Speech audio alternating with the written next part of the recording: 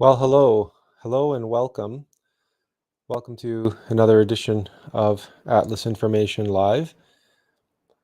We are going to ask if it's possible, because we don't have any visual feedback here on our end, if everybody can hear us. Now, you can't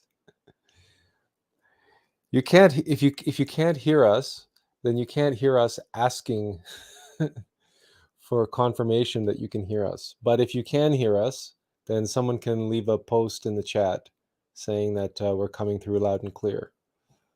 That would be helpful to us, because we had a strange sort of enigmatic message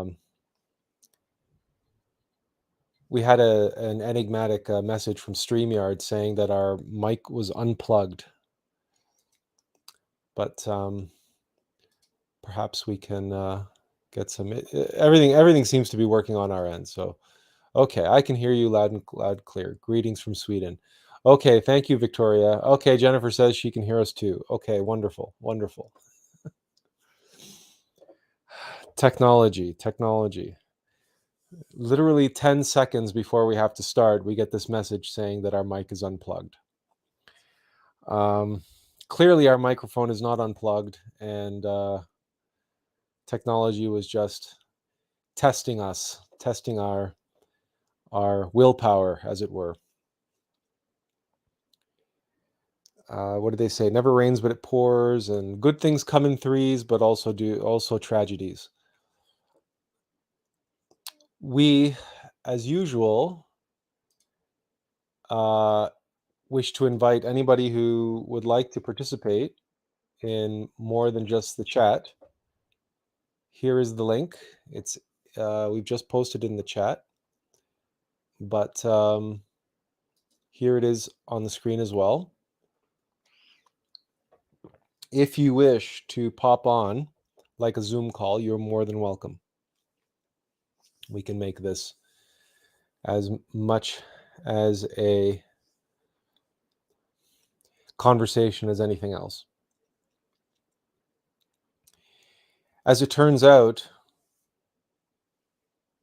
today is our 33rd episode of Season 2 of Atlas Live. It's hard to believe we've done 33 of these already in 2022. And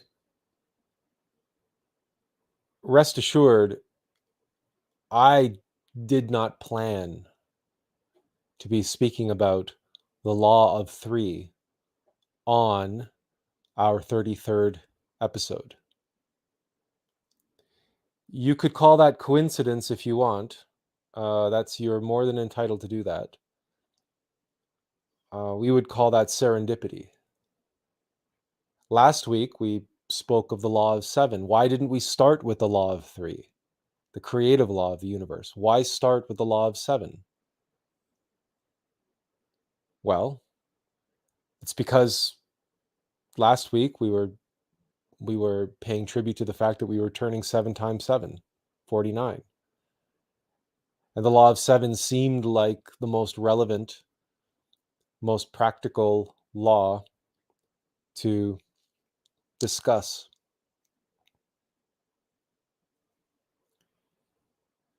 And as we were approaching today, I was like, well, what should the topic be today? And sure enough, it just popped in there. Law of three.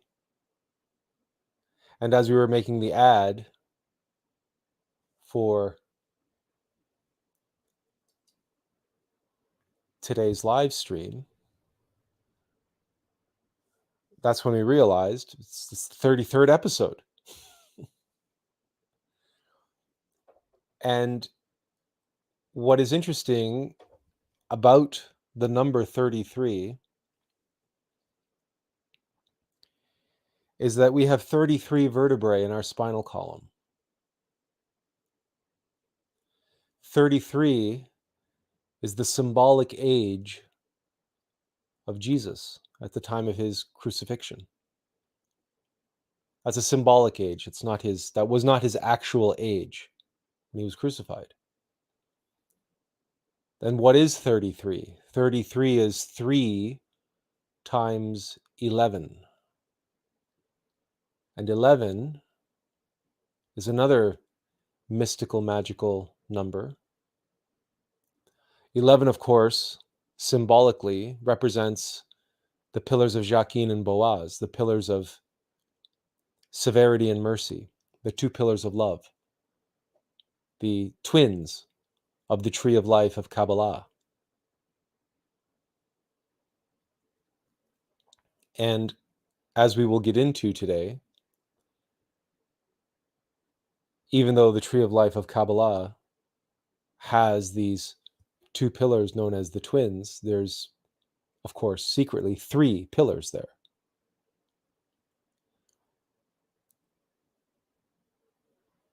And we will be getting into all of this today as we delve into this superlative law, which in many ways is beyond even the concept or notion of a law. It is, if the law of 7 can be said to be the organizational law of the universe or the organizational law of manifestation itself, the law of 3 is the law of manifestation itself. It is the law of creation, the creative law of the universe. How does the universe create? How does God create? And what's important for us, as implied in the title of today's live stream,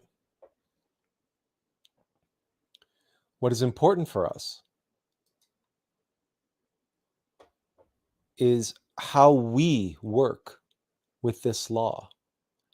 Just as last week, the title and purpose of the live stream was to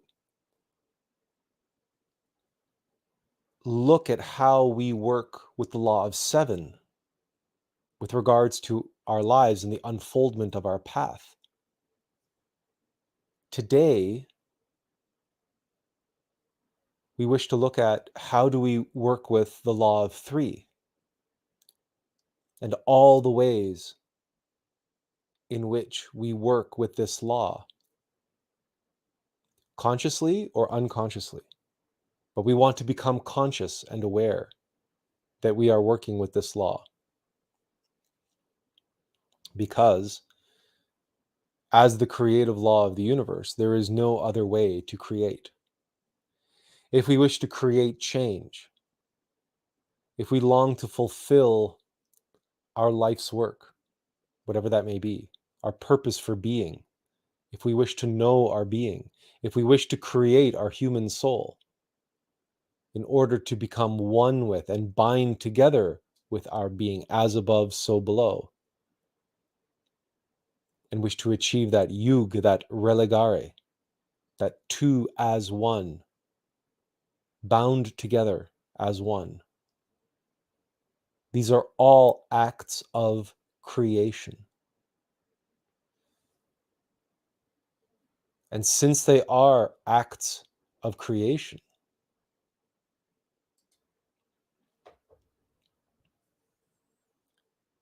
they are bound by the law of creation. They are bound by the law of three. So if we are not cognizant of that law, if we are not aware of it, and if we are not in harmony with it, because of course, as we shall see, the law of three, the creative law, works in both evolution and devolution. The forces of divine nature and the forces of mechanical nature operate under the umbrella of this law. We can create so-called good things, and we can create so-called bad things, benevolent and malevolent. Both are a function of creation. What do we create? And are we in harmony? And what are we in harmony with? And are we in harmony with the creative law of three? Or are we destroying everything? Are we destroying ourselves? These are all questions which probably we immediately jump to quick answers for ourselves. But it is worthwhile delving deeper and exploring the breadth and scope of this universal law and seek to understand just where we are and how it applies in our life. So we have prepared a number of slides, mostly for their visual impact, not impact. It's not the right word.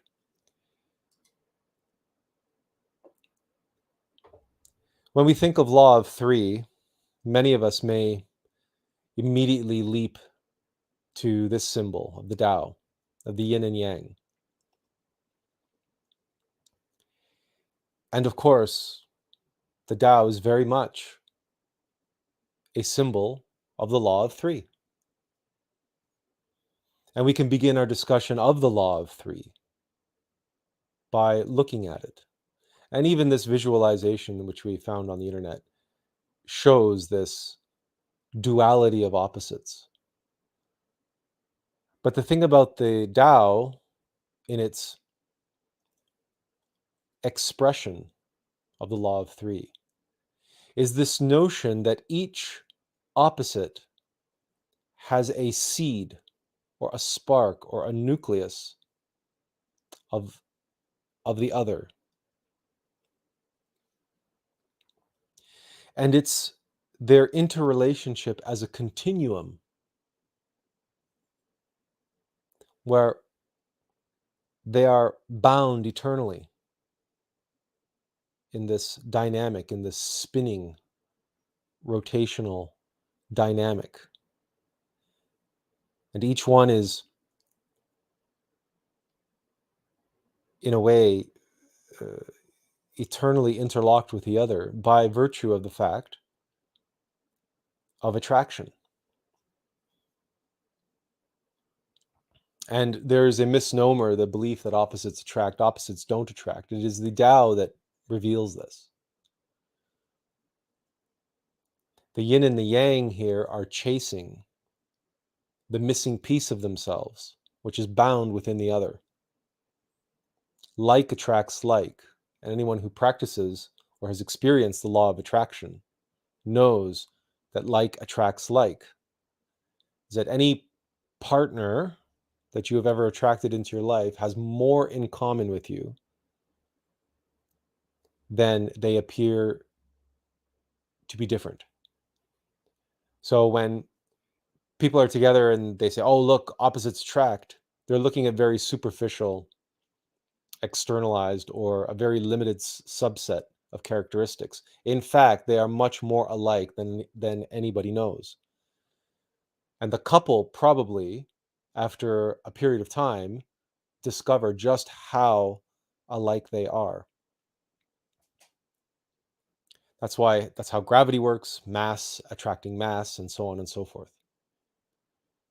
Like attracts like. And in the Tao, we see that. This is also true for magnetism, but it appears that similar poles repel one another. But that's a very superficial appearance based on a very limited physical materialistic understanding of what magnetism is. If you want to understand why opposite poles of a magnet seem to attract, you have to read Walter Russell and understand the true forces at work, the fourth dimensional vortex forces at work behind these so-called poles of magnetism. And you can begin to appreciate better what the reality is of the situation and the circumstance. But the bottom line is like attracts like.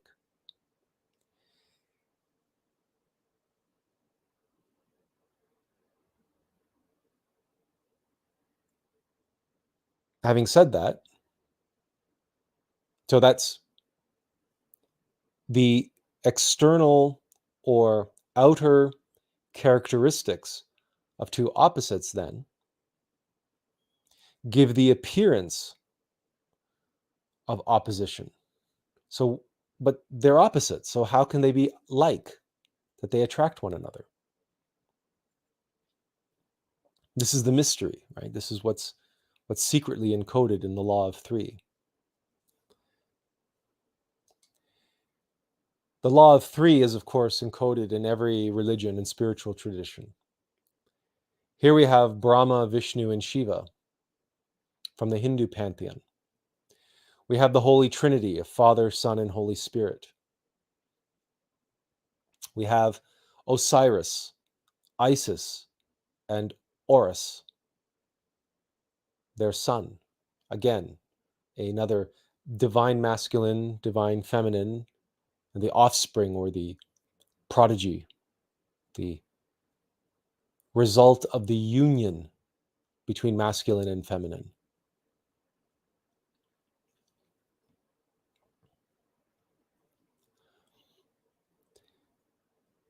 In Tantra, normally, when people think of Tantra, they think of sex and sexuality, which is obviously masculine and feminine in union. But in fact, the heart teaching and the true objective teaching of all Tantra is to explain the creative act on the level of consciousness, on the level of the creation of experience itself. So we have a positive expression, for example, of light, a positive masculine expression of light, which must be received by the negative reception of an eyeball, but let's say of consciousness, of awareness.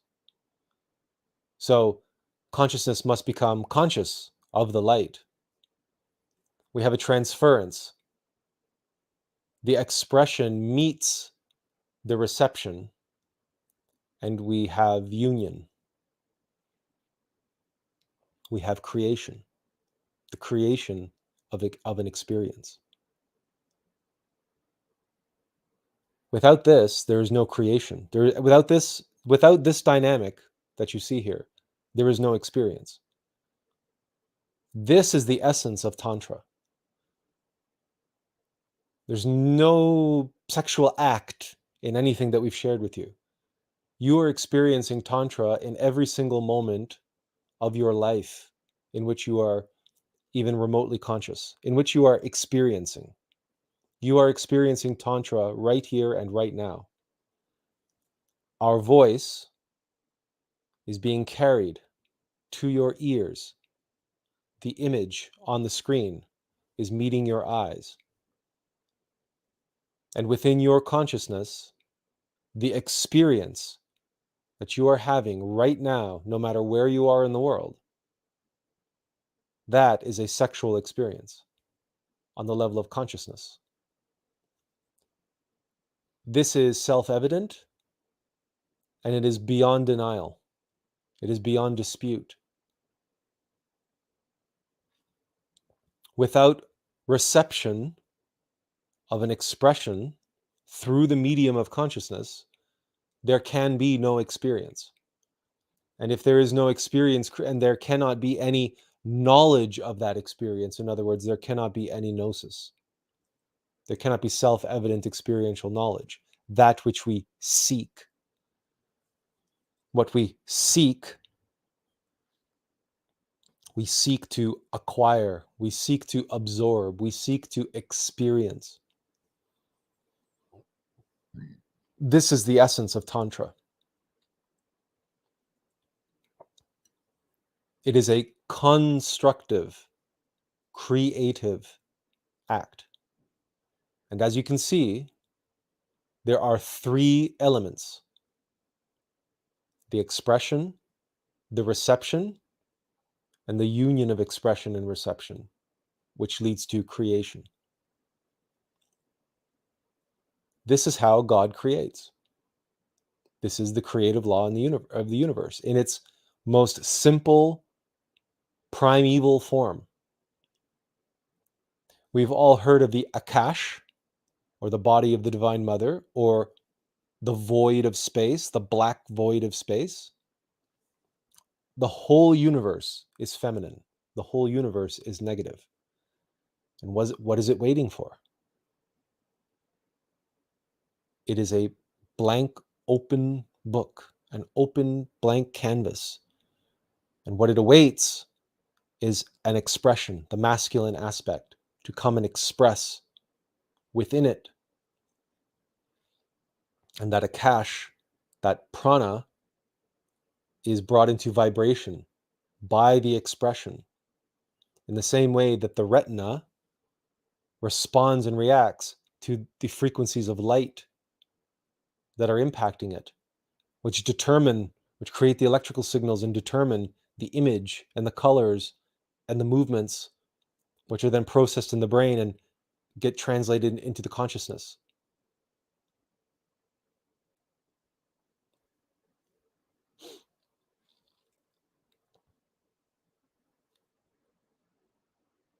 Like the strings of a harp or of a piano, which have all been tuned,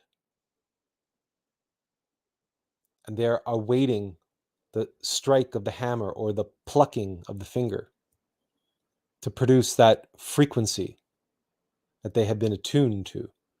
But imagine all of those strings of those pianos are all compacted into a single 0 point of the Akash. And it all depends on how that Akash is plucked, how it is struck, by what frequency, by what vibration, by what expression, that it vibrates in kind to produce, to create. In the beginning was the Word, and the Word was with God, and the Word was God, the Logos, sound, mantra, vibration. And it hovered above the waters, the Akashic waters of the divine feminine, the feminine waters, the waters of sexuality.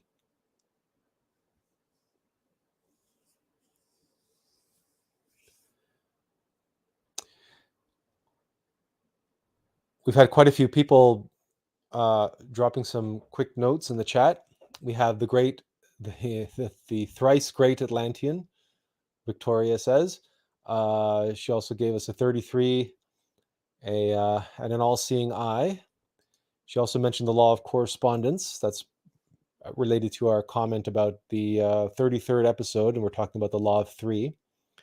Everything has a divine intervention. Nothing in this reality matrix is a coincidence. Everything has a divine meaning.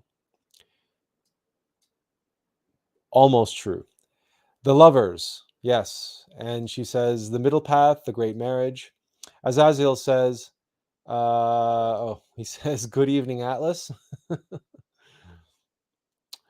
All right. Azazel, if you want to jump on, we shared the link earlier in the chat. It's up there. Just scroll back and you'll see it. Let's go on to the law of three is encoded everywhere, but in particular in symbols and allegory. We see here and as it, again, the universal law of three. So here we see the positive, affirming, masculine, expressive aspect, the negative, negating, feminine, accepting aspect. And yes, the neutral, reconciliating, union, actualization. The union of the two, masculine, feminine, expression and acceptance. Expression and acceptance is unique and particularly meaningful to us in our life because when we speak about actualization or self-realization, and we spoke about this last week, where I, this mortal vessel, this 3D meat sack and personality, am just a 3D spacesuit, so that my innermost being can be here now in 3D space. So through me, there is an expression which comes. There's that expressive aspect. So we are here to express something, to share something, to give something to the world, to others. And naturally, we go through a great deal of tests, trials, and ordeals as part of that. And in many ways, we have to accept our fate. What is in store for us, what is in store for our innermost being, the tests, trials, and ordeals that he has to endure and overcome as part of his mission of expression. And in fact, to hone and craft and, yes, hone, sharpen, clarify, crystallize that expression so that it can be its highest, best expression. Those tests, trials, and ordeals are there to cultivate that. And so we must be able to accept those tests, trials, and ordeals. There's the acceptance. And because of the law of free will, which even the gods won't violate, even your innermost being won't violate it, you, as a vehicle or vessel, must accept the mission that your innermost is here to do. Will not be imposed on you.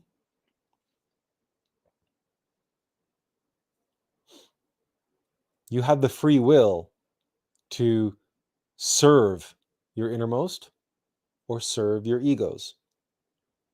So you can accept your fate or you can reject it. And as we know from our mythological and scriptural and other narrative traditions, many characters endure a great deal of suffering trying to come to terms with whether or not they are going to accept their fate. This is a great humanistic, intellectual debate among philosophers, the humanist philosophers versus, well, philosophers of the logos, really, whether or not there is such a thing as destiny, or if anything is predestined, or if it's all just chaos, or it's all just free will, if it's all just, right? There's all sorts of different philosophical views on this point. But to anyone on the path, anyone who reads Shakespeare knows that the question to be or not to be comes down to the willingness to suffer the slings and arrows of outrageous fortune. or to take up arms against a sea of troubles, and by avoiding end them.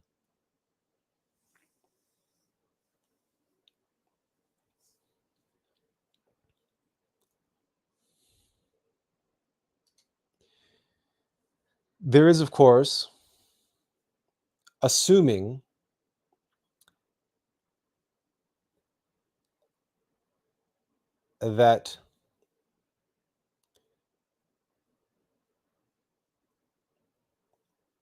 assuming that we embrace the law of three, then we also must embrace the three factors. The law of three is one thing, but how the law of three actuates in our life looks like this. And the way that you draw that in a static form is as follows. This is one of the most powerful symbols in all of esotericism, because it is the law of three and the three factors combined and in motion. And that is important because it is another law of three. The law of three plus the three factors united in union. So now you have two laws of three united, like the twins, Jacqueline and Boaz. But each twin is its own law of three. And united, they are themselves another law of three. It's a trinity of trinities. And there are plenty of trinities of trinities. For example, the tree of life itself is a trinity of trinities. And not just vertically, not just horizontally, but vertically. Because you have the upper trinity of the tree of life, you have the middle trinity of the tree of life, and you have the lower trinity of the tree of life. And when all those three come together as one, you have a resurrected master. You have a Christified master. And that's what this symbol represents. It's the Christ. That is why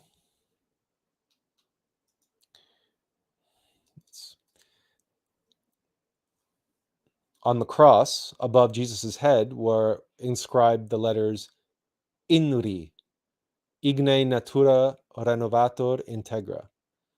The fire renews nature incessantly. The fire of Christ. The omnipresent ray of Okidanok is the ray of creation. It is the Logos, the Christic light, which descends from the Absolute. And it creates through the law of three and the three factors of birth, death, and sacrifice. So you have an extremely powerful symbol which is ubiquitous and universal. The swastika appears in some capacity in every religion and spiritual tradition throughout time, throughout history. And it is not by accident or any coincidence that it was chosen as the symbol of power for a certain political movement in Germany in the 1930s.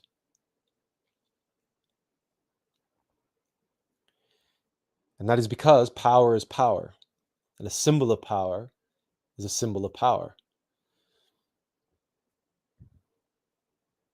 And power can be used for malevolent or nefarious ends. It is like the Force in Star Wars. The Force has a light side and a dark side. And, or like water.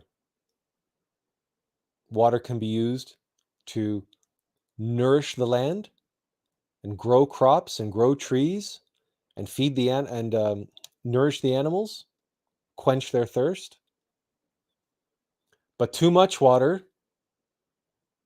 too quickly, too soon, can ravage the land. And water, the incessant rolling of water over hundreds and thousands of years, can literally carve through rock. And we see all those river valleys that have been carved out of mountains. It is power, it is force. And it is the interaction between that power and that force and what it is coming up against. So we talked about, for example, we can talk about the crystallization of living water, the structured water, which requires rapids or baffles to become structured in living water. Those are obstacles. And the water must navigate those obstacles. It must encounter them. It must face them.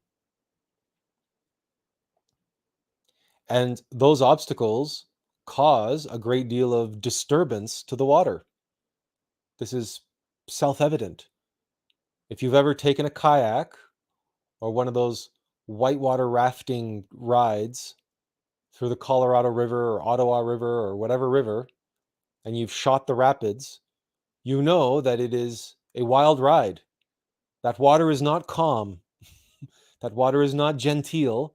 That water is roaring, and it is violent, and it is quite frankly dangerous. It's the complete opposite of a mountain lake on a calm day, which is like a mirror. And yet, it is those rapids which are vitalizing that water, structuring it, crystallizing it, giving it the maximum potential to dissolve minerals and hold within it those minerals. It is living water. It is making that water come alive, those rapids are. Same thing with baffles. We've mentioned this before, that even materialist scientists, even those responsible for water management systems, discovered that unless they design their water management, their water purification systems, their wastewater management systems with baffles, the fresh water that they use in that system in order to clean and rehabilitate the soiled water, that fresh water will have no capacity to dissolve the contaminants. The fresh water will have no capacity to revitalize and clean the water because it's dead, or it's as close to dead as it can be. And that's why you look at a stagnant swamp and it's taken over by algae and bacteria because it's not moving, it's not alive, it's asleep, it's in a coma. And anything that's asleep, anything that's in a coma is just fuel for anything that's dead, is just inviting those organisms to come along that are responsible for recycling dead material, dead energy. They feed on negative energy. They feed on that death energy. But vitalized living water, the water that has encountered all of that, those baffles, those rapids, that violence, those obstacles. Now, how does this relate to the law of three exactly? Well, the water is rushing, is racing, is flowing. That is an expression.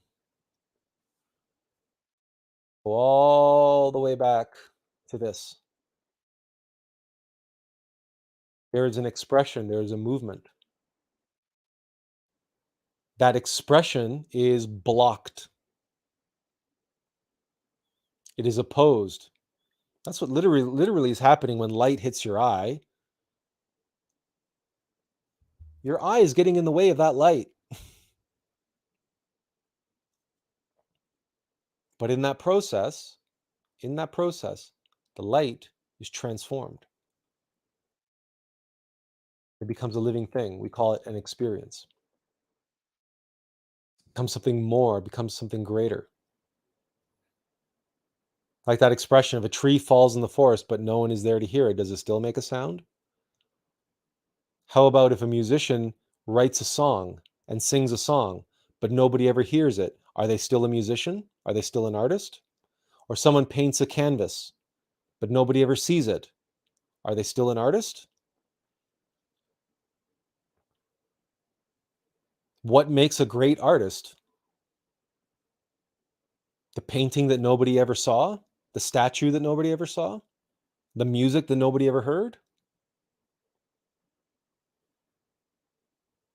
Or the painting, the statue, the music, which others heard and felt as though they were touched by the very hand of God? It was a miraculous creation that touched the heart and soul of dozens, if not hundreds, if not thousands, tens of thousands, hundreds of thousands, millions, generations of souls.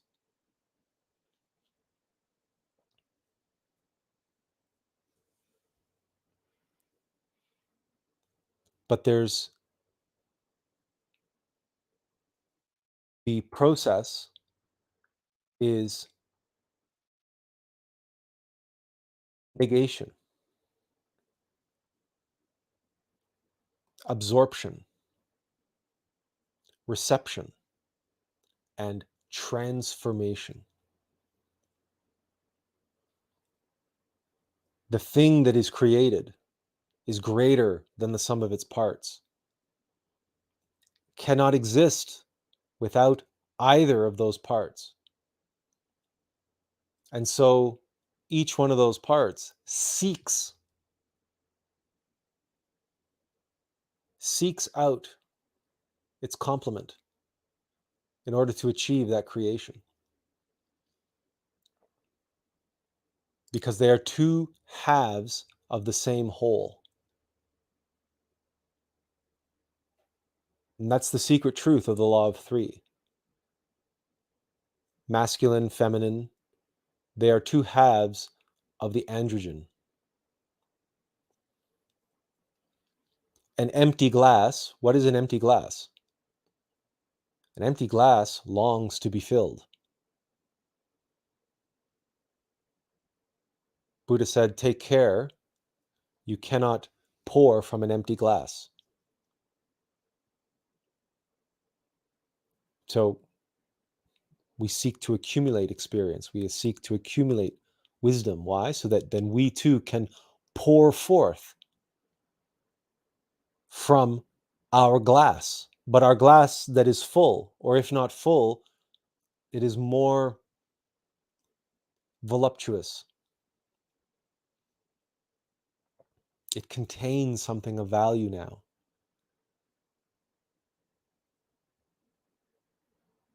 Think of it in practical terms. Yes, as children, I'm sure we all drank from the garden hose, but it is much more common for a human being to drink from some vessel, a glass, a mug, whatever the case may be, a bottle. So we fill that bottle, we fill that vessel, and then we drink from it. And it's a different experience. It's transformed, it's changed.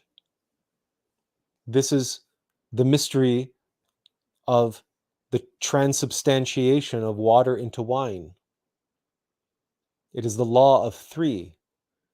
It is the recognition that something is transformed, becomes greater than what it was, magical, mystical, worthy of a toast, worthy of a celebration like a wedding. And again, it is a wedding. What is a wedding if not union between masculine and feminine, between man and woman?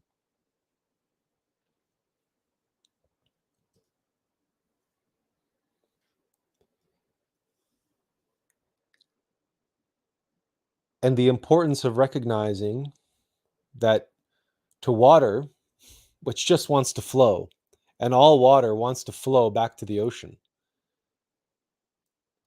As Victoria suggests here, yeah, the oneness, but the oneness that the water wants is to be one with the ocean. That's why all rivers and everything flows back into the ocean eventually.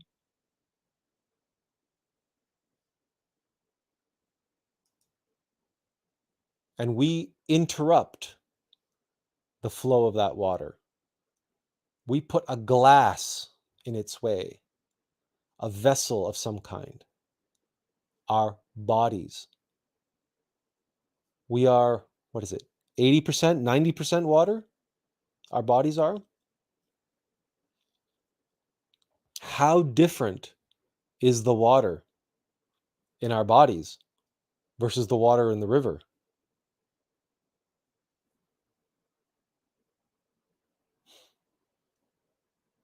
The interruption of the flow leads to creation. Water, we call it the water of life. It is the substance, the single most important substance for life, certainly on this planet. And that's why scientists look in their telescopes and in their radio telescopes and their various different instruments. They're looking for other Earth-like planets. When they do that, they're looking for planets which have liquid water.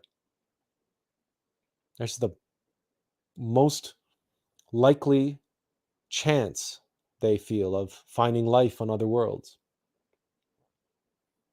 But water cannot create life unless it is interrupted.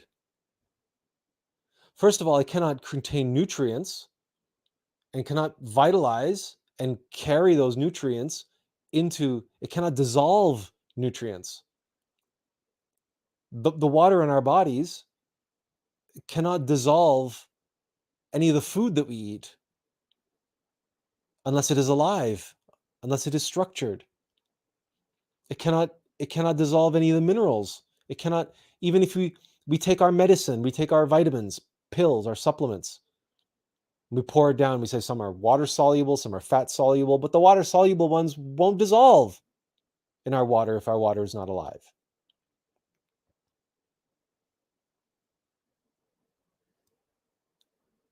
Everything is the law of three. And this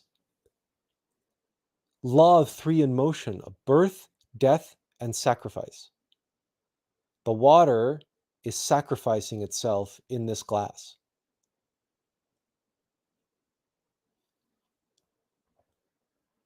It is dying as a certain kind of water and is being reborn as a different kind of water, as cellular water, as it is absorbed into our tissues, into our cells. This water is becoming a human being. It's in process of becoming a human being.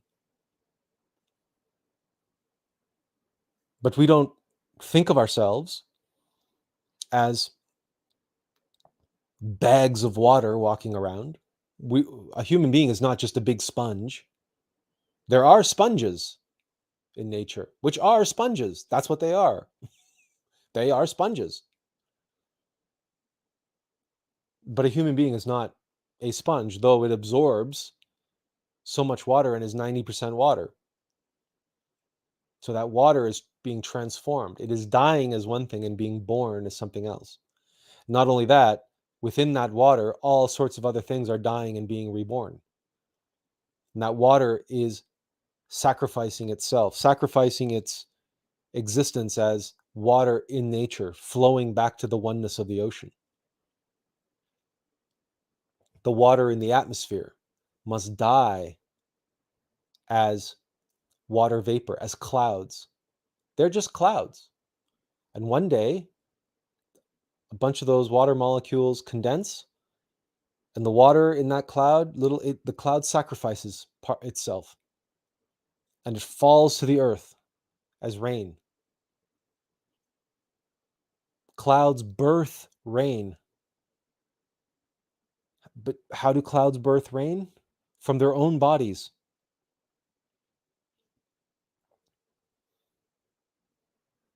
And how does that process take place? Condensation. And what is its opposite? Evaporation. Well, that's sunlight striking the water and creating water vapor and destroying liquid water. It's all the law of three. It's not just the creative law of the universe, it's the destructive law in the universe and the transformative law of the universe. Affirmation, negation, reconciliation. Positive, negative, neutral. Masculine, feminine, union.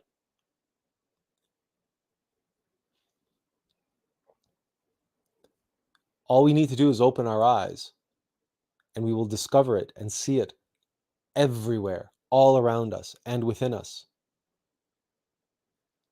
The creative law of the universe, the law of three. Universal, ubiquitous, and undeniable. There is no other way to create and no other way to destroy. There's certainly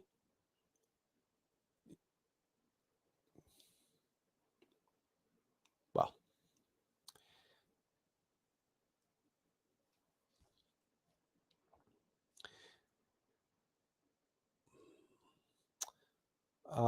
let's see. We have quite a few little chats here. Azazel said, yes, we're fine, but we do use Twitch as a channel, mostly to play games and sometimes going into deeper truth. So you're saying we should drop Twitter and go back to Twitch. All right. Azazel also said we're piquing interest. Victoria said Hermes expression, Hermes Trismegistus. She said, LOL, you call it the same as I do. I say inhabit with my spirit in a space meat suit. The cross is an open Kaaba, the box, Saturn, fate, destiny. Sorry,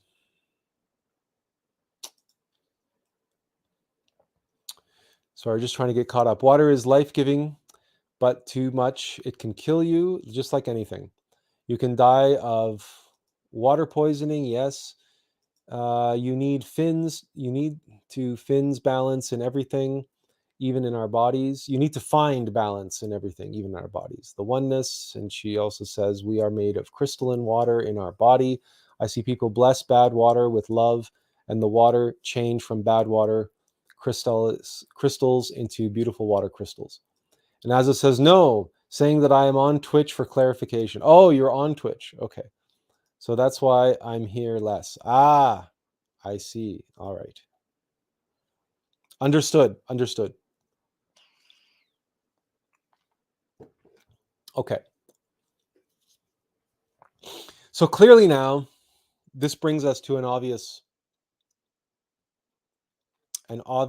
expression of the law of three. Masculine, feminine, and union of masculine and feminine. We have male and female, man and woman, and their union. This is typically what people think of when they hear the word Tantra. And yes, of course, it is related. It has to be related because it's also an expression of the law of three. This is, again, self-evident. You cannot create a child without both the masculine and feminine aspects. Much to the chagrin of diabolical, misguided materialist scientists everywhere who have been trying to create test tube babies and laboratory babies and clones and all sorts of abominations of nature. Much to their chagrin, they have not yet succeeded, thank God. And God willing, they won't. Because the minute materialist scientists figure out a way to not just inseminate and at the cellular level a so-called child in a test tube, but figure out how to birth that abomination of nature out of some jar, out of some fake embryonic womb, that's another nail in the coffin of this humanity. Let's put it that way.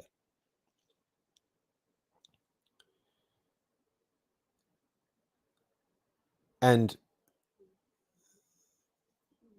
Mary Shelley's Frankenstein would be nothing compared to the horror which would result from such a science experiment.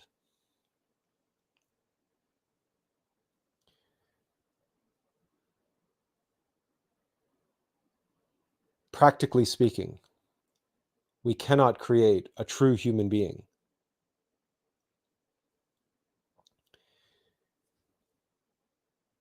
unless we have all of the elements required. And those elements cannot be reproduced mechanically. So, in answer to this question, awakened reflections, would it have a soul though? I don't think so. It's very unlikely. Or the soul that it might have might be a very tortured soul, possibly even demonic. The lords of karma, in their wisdom, might decide that such an abomination cannot exist without a soul. It would just simply be an automaton, a zombie. Without a soul, you can't really exist. You might be able to be animated. They might be able to physically animate the body, but it would have zero consciousness. So at best, they could birth a body, and they could grow the body. They would have a body, but it would have no. It's doubtful it would even have any brain activity. They would hook it up to an EEG, and they would realize it's brain dead. It has no consciousness. It has no awareness. It would just literally, they will have engineered a meat sack. But the Lord works in mysterious ways, and that sort of an abomination and the terrible life that it would have ahead of it with no real parents may be the right conditions, the right circumstances for a soul suffering in hell to pay excuse me, to pay a great deal of its karma. And who knows? Who knows?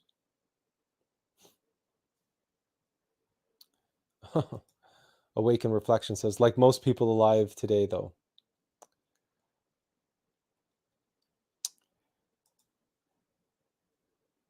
Um,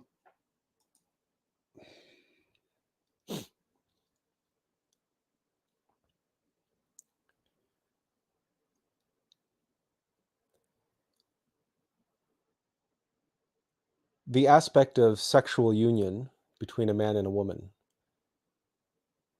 is the creative act. The point is, if they indulge in the typical way of the creative act, they can at best create an intellectual animal. At best. To create a true human being, one must recognize how to partake in the law of three in a divine way. And the divine way doesn't require 10 billion sperm to fecundate one egg. The divine path doesn't waste all that sexual energy and all that creative force. In the process of indulging lust through the orgasm, both male and female, crystallize more egos. That's what they create. It's the law of three, but it's inverted. If the sexual energy flows down and out, that's where that expression comes from, by the way, to be down and out. The sexual force flows down and out. That's why all the demons and devils in all art are always shown with a tail. And that tail has that little arrow on the end, that little triangle pointing downward. That's what you create. By every time you indulge lust, you create more lust. You're taking the creative force, the sexual force, and you are applying it to create more of what is guiding you. If lust harnesses the sexual energy, it's going to create more lust, period. End of story. There is no positive outcome from orgasm. There is none. You will hear people rationalize and justify till they're blue in the face, but they're wrong. They're lying to themselves because they're being lied to by their own egos.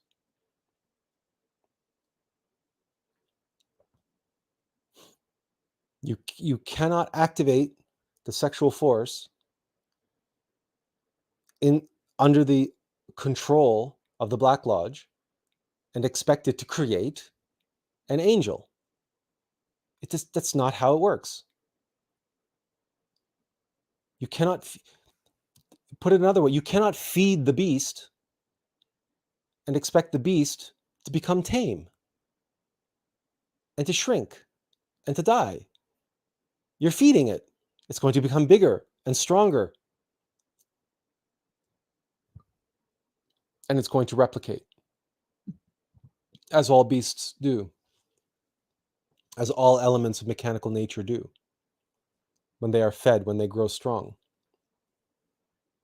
They want to become sexually active. Because everything, it's the only way the creation takes place, and it's the only way procreation takes place.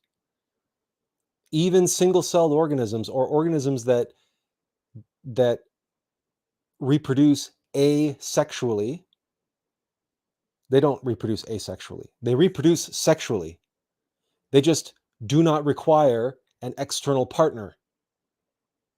They appear to reproduce asexually because they just divide. But if you look at what's happening in the nucleus of the cell, and what's happening as a result of that division,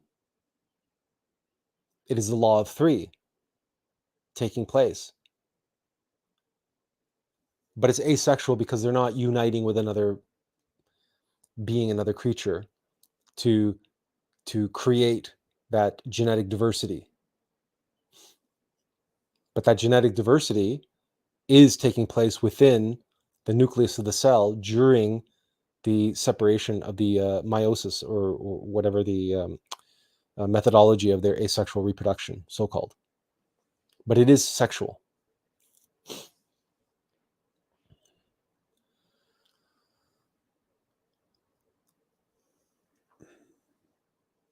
So we have the phenomena of black tantra, of harnessing the sexual force in a negative way using lust, using desire, to create another intellectual animal in the case of procreation, but to create more egos, more lust in the case of casual sex, polyamorous sex, pornography, and all the other commonly encouraged and practiced forms of sexuality in this day and age. The alternative, of course, is white tantra, sexual alchemy, where we harness the sexual force, and instead of allowing it to flow down and out, we work consciously with prayer and mantra for it to flow up and in. Not down and out, up and in, up the spinal column. where that sexual energy can interact with all of our chakras and ultimately unite with its husband. The sexual force is Divine Mother Devi Kundalini Shakti, the divine feminine, the sexual force within us. Her husband is the Holy Spirit, the divine masculine, which resides in the crown chakra at the top of the head. If we raise the fire of the divine feminine to the crown chakra, then the fire of divine feminine unites with the fire of divine masculine in immaculate conception, meaning clean, without blemish, and thereby the fire of divine masculine and fire of divine feminine give rise to the fire and the light of lights of the cosmic Christ, the divine androgen. And that's what all of those symbols representing the law of three all represent. Because the Christ, the Christic force, the ray of Okidanok, the ray of creation, is that divine androgynous force, masculine and feminine in union, in active union. And in accordance with the three factors of birth, death, and sacrifice, White Tantra is the methodology whereby our previously comprehended egos can be dissolved, can be destroyed, can die. And the liberated consciousness and our solar bodies can be born, can be created. That's the alchemy of transforming the lead of ego into the gold of the human soul. The lead of our lunar bodies, our ego-infested bodies, into the gold of our solar bodies. That solar vehicle, that solar vessel, which is required for us to be able to exist permanently in the supernal worlds and travel permanently in the supernal worlds. It is the golden spacesuit, the metaphysical spacesuit, the sixth dimensional spacesuit, so that our monad can persist in sixth dimensional space and above and higher.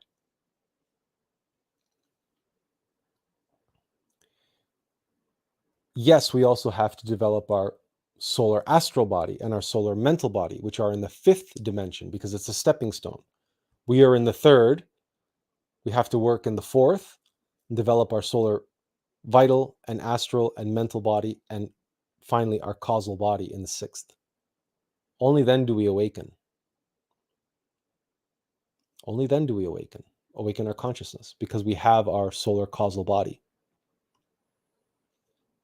And that is a process of creation. And that process of creation requires the union of masculine and feminine forces within us. And the activation of that feminine force, the sexual force, is expedited and made a reality through the act of White Tantra. But if we're spilling it, if we're wasting it, then we cannot achieve it. You cannot have your energy flow up and in and down and out simultaneously. You cannot have your cake and eat it too. That is also self-evident. That's just common sense. This, for those on the path, is one of the most practical applications of the law of three.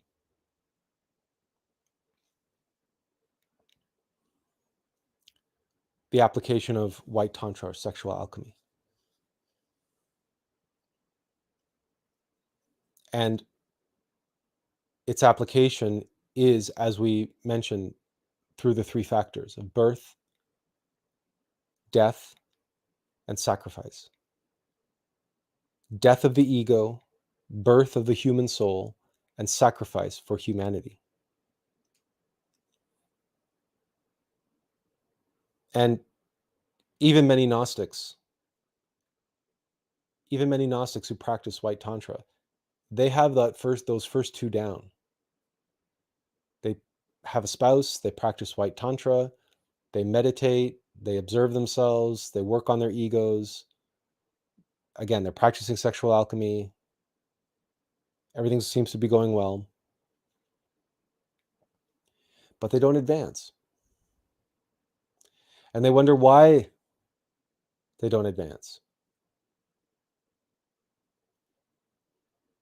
And Master Samael explained one of the reasons why they don't advance is because they don't sacrifice.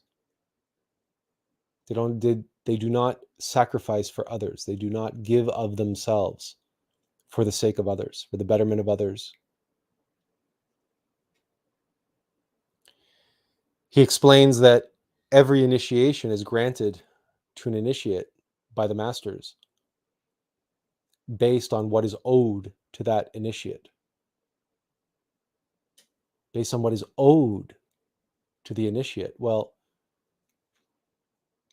how can the masters be indebted to an initiate? How can the universe owe you something if you have not earned that payment, for lack of a better word?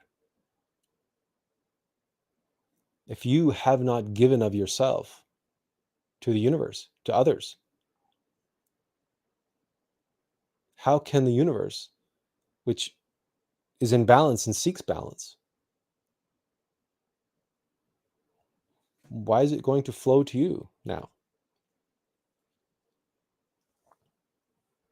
The importance of this, of course,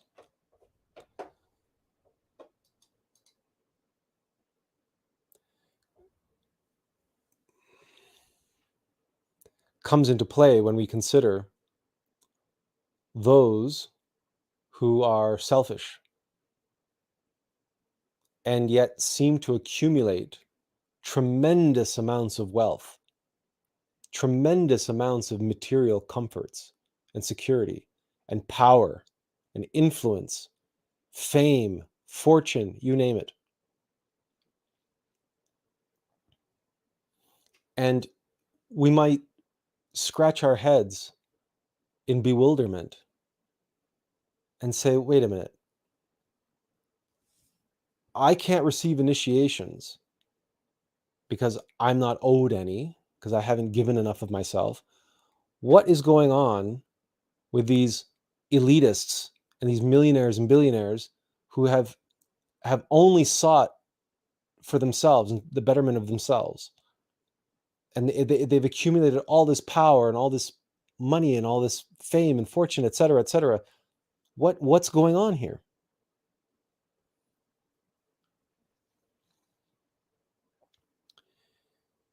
We are not in the business of revealing the secrets of black magic.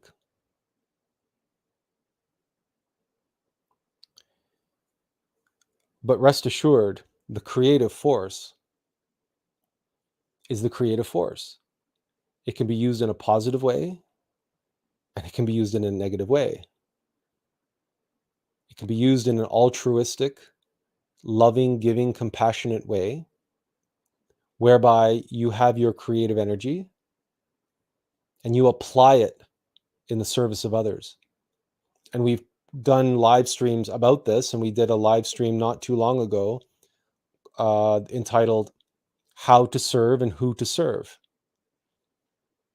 And we explain in great detail that process and the application of one's creative energy for the sake of humanity, for the sake of others.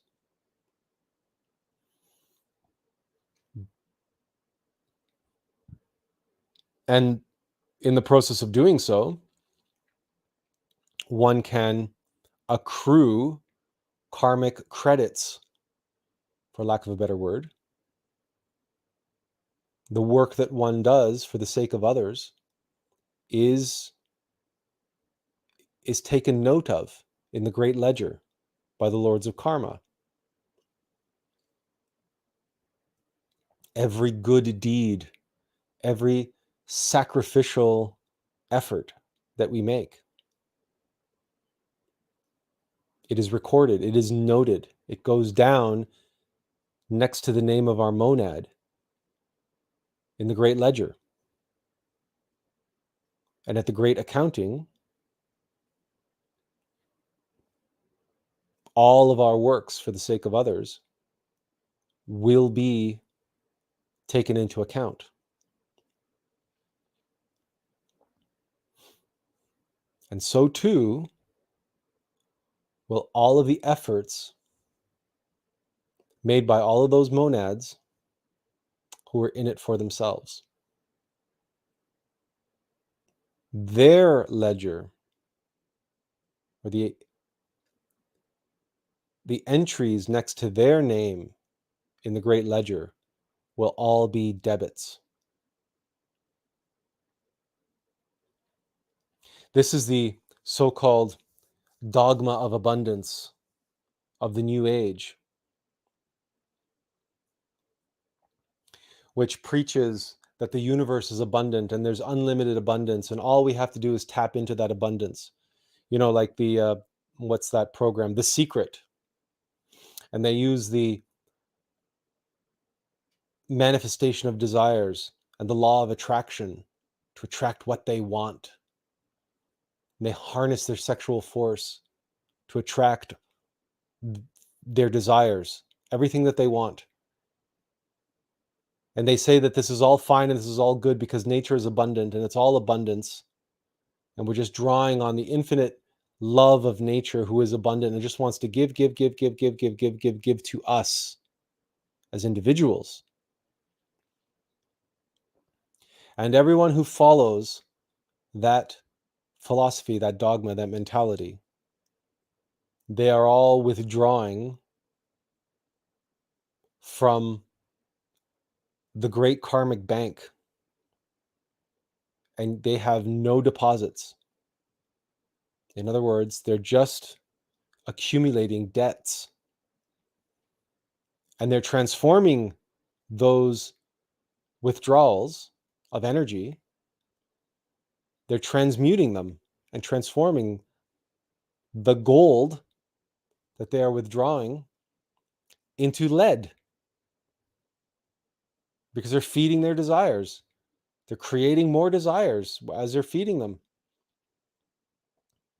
And they're transforming all of that metaphysical, golden, magical power, the sexual energy, the sexual force, the metaphysical currency of energy. They're transforming it into the gross, impermanent,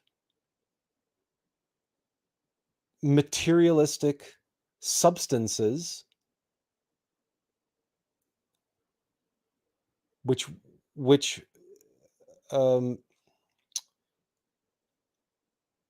qualifies as so-called wealth.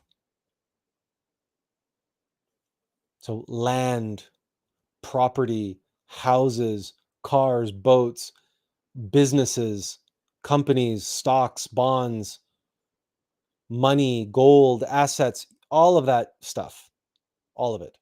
And yes, fame and goes along with fortune these days, except for those who prefer their anonymity.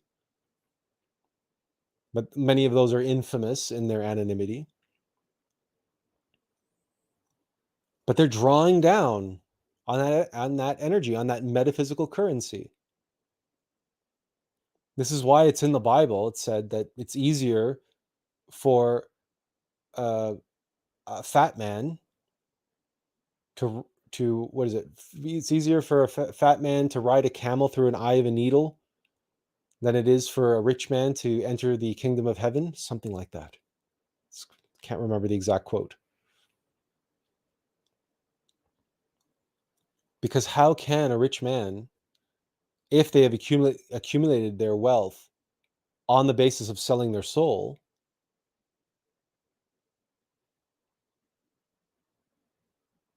how That's why so many of these wealthy people, in their last years of their lives, they desperately try to buy their way into heaven.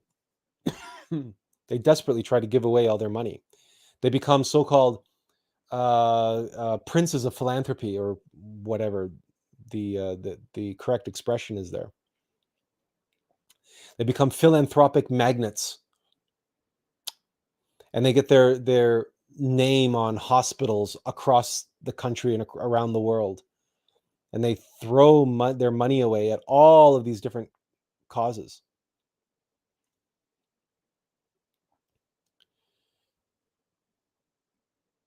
Is that enough? Does that work? Does that qualify?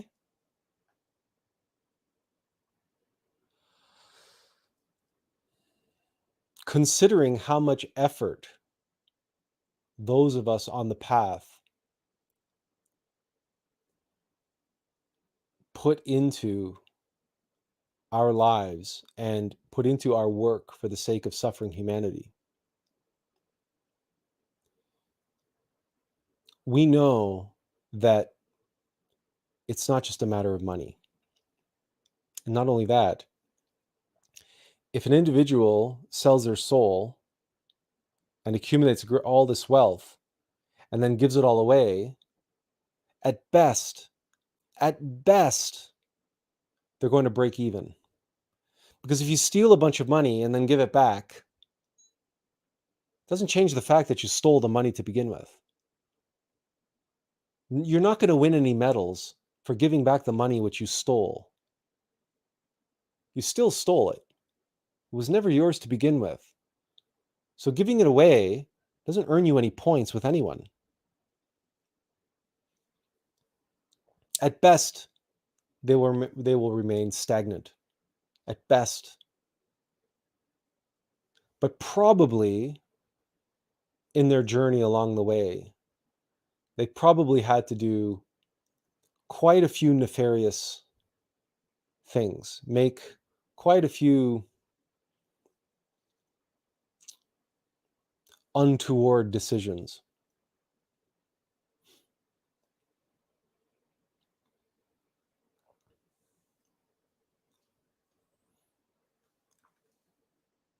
Sacrifice is very personal, is very intimate. And the things that we sacrifice are the very aspects, the very entities, our defects, our vices, our desires, our attachments, our identifications, the very psychological aggregates and elements of our subconscious, which want us to sell our soul in order to appease them and obey them and satisfy their desires. We're talking about egos, of course. But those desires can never be satisfied. So it's always more.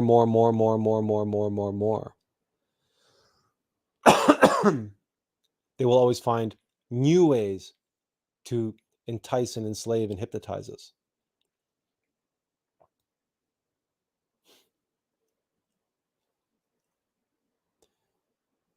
Unless, with our willpower and our awareness and our humility, we sacrifice those elements of ourselves, that animal aspect of ourselves, and resolve to die as an animal entity, to die as a mechanical, ego-ridden, intellectual animal, to die psychologically. To put it in other words, to die before we die, so that when we die, we won't die.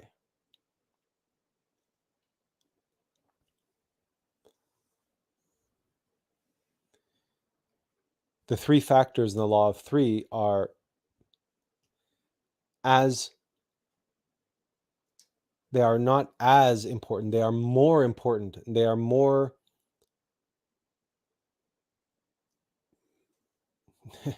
ironically, they are more material to the material world of the human condition than even the atom, with its supposed protons, neutrons, and electrons. We show this not because of its accuracy metaphysically, but because of materialist science's own admission of the law of three at the very heart of all creation, that every atom has its positive and negative and neutral elements, and that these are the fundamental building blocks of reality.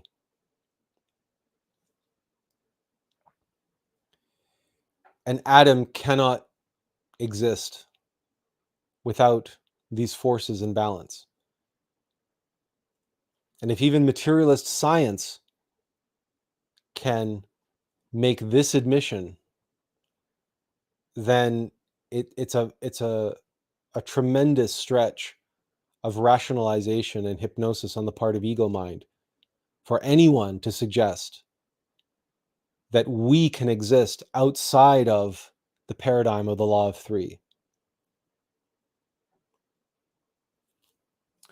Earlier, we were mentioning the pillars, the twins, the three pillars. We have Jachin and Boaz, and the middle pillar on the tree of life, which is the pillar of light, which is the union between the two pillars. And this, of course, is reflected in Freemasonry.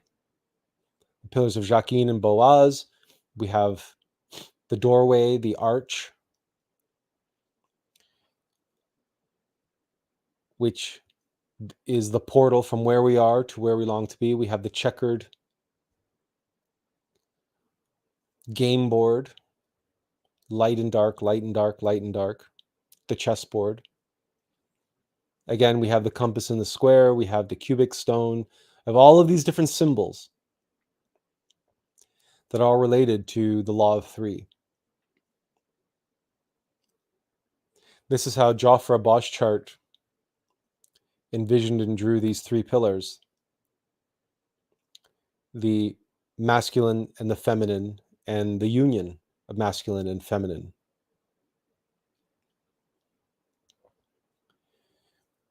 This central pillar, we see Divine Mother Devi Kundalini Shakti, the moon, and we see the energy rising up through the energetic channels of Ida and Pingala on the left and right, but also the seed, the spark, the monad, who has intertwined around him the united Kundalini, the single serpent. We're going to make this larger for you so you can see it better. You know what? We can just, yeah. And then, of course, we have the pentagram, the upright human being. We have the crown for the crown chakra, and we have the illuminated, awakened, arisen being.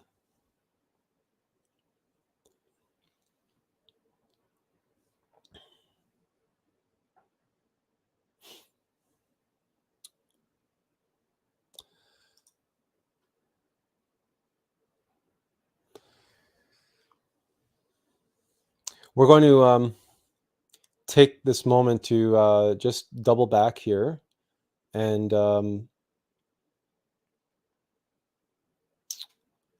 this is where we left off on the chats. So Victoria says, I think we all awake in our own time. We all have a journey and path to go to evolve into the higher consciousness, Atma. Just because people ain't awakened, they just reincarnate back here into the loop back here till they learn the truth. 333 and 333 to play this matrix game. I often say the yod is an annoying joker. Except they only have 108 lifetimes to do so, and then they fall into involution in the second death. So no, in no way, shape, or form does everyone awaken in their own time. This is a myth. Victoria says the human arborist. Yeah, Ouroboros. Water is feminine too. It is creative fire, hence Sophia. Christos said these were just reactions to things we were saying at the time. Welcome to the game to play the Matrix game that you chose once to come here to learn, you to evolve. We have many bodies to work with. We don't, hence this space suit. Yes, okay. Awakened Reflection said in response to our discussion of white tantra, he said, so hard, so hard, so hard. No, not really. Like so many things, animal sexuality is just a learned behavior. It's just a conditioned behavior. It's like any other habit, like any other identification. It seems like it's a tremendous sacrifice and a tremendous thing to give up. But once you begin living on your path and using your sexual energy for the sake of others, and you're doing your life's work, you realize there's much more constructive, beneficial uses of your energy than that. And your awareness of that, your comprehension of that, doesn't mean that the path itself is going to be easy, but it doesn't mean sexual alchemy is going to be easy, because at the beginning, like anything at the beginning, it's hard, because anything we do for the first time is hard. It takes practice, it takes effort, it takes patience. But we do not subscribe to it's the so hard. We would not describe it this way. That's not our experience of it. Easy? No, it's not easy. But nothing worth doing is easy. Nothing worth doing comes easily. Victoria said, Plato, to know thyself is to know God. Christos Sophia. She also says 666, 6 neutrons, 6 electrons, 6 atoms equals carbon. You are made of carbon still. The greedy ones want you to pay tax for carbon. Okay, the Joker again. She also says, desire is one of 7 spiritual destructions of the spirit. They turn it into gross matter. They cannot take with them after they left from here. Selling their soul to Samael. That was referring to wealthy people.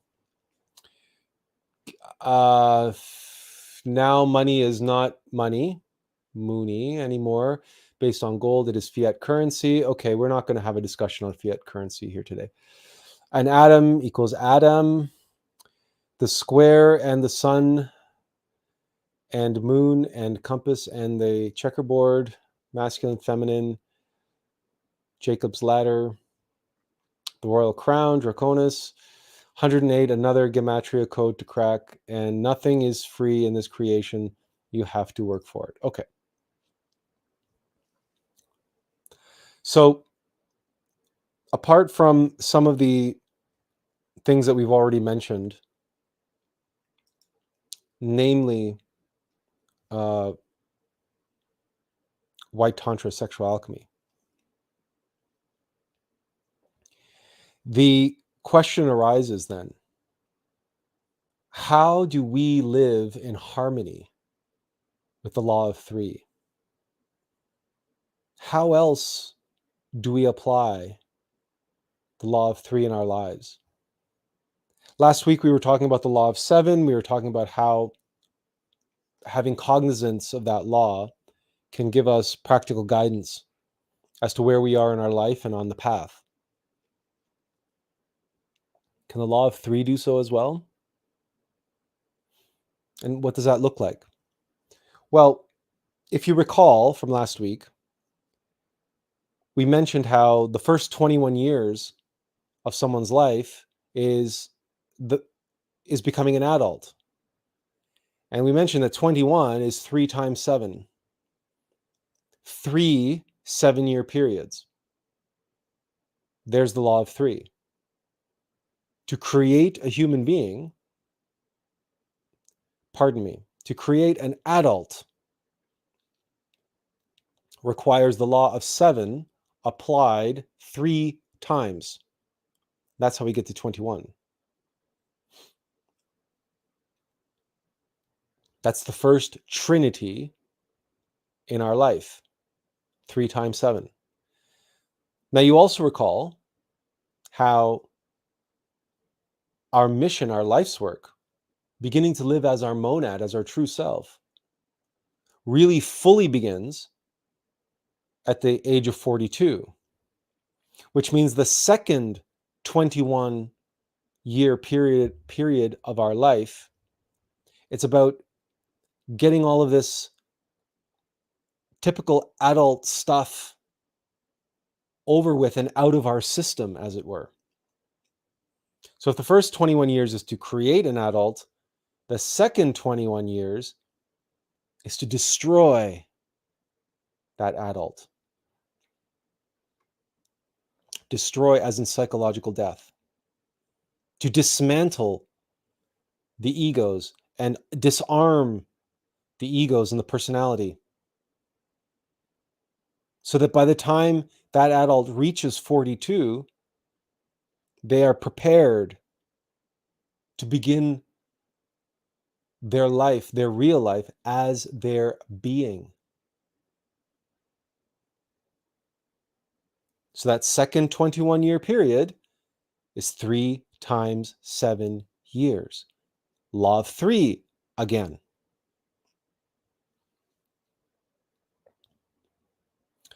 42 plus 21 gets us to 63. That period of time of 3 times 7 years. Oh, Awakened Reflection says, you just described my life to a dot. Of course. We encourage you to rewatch last week's lecture then. But of course we can describe it to a dot because this is the organizational law of the universe that we're describing in union with the law of 3, with the creative law of the universe, and how the law of 3 organizes with the law of 7 to produce a perfect 10, which is what everybody's life path is longing for. Everybody's monad is longing to achieve perfection, the perfect 10, the 1 and the 0, to be one with the alpha and omega. The alpha, omega, and union of alpha and omega, which is the holy 8, infinity. We explained that last week as well.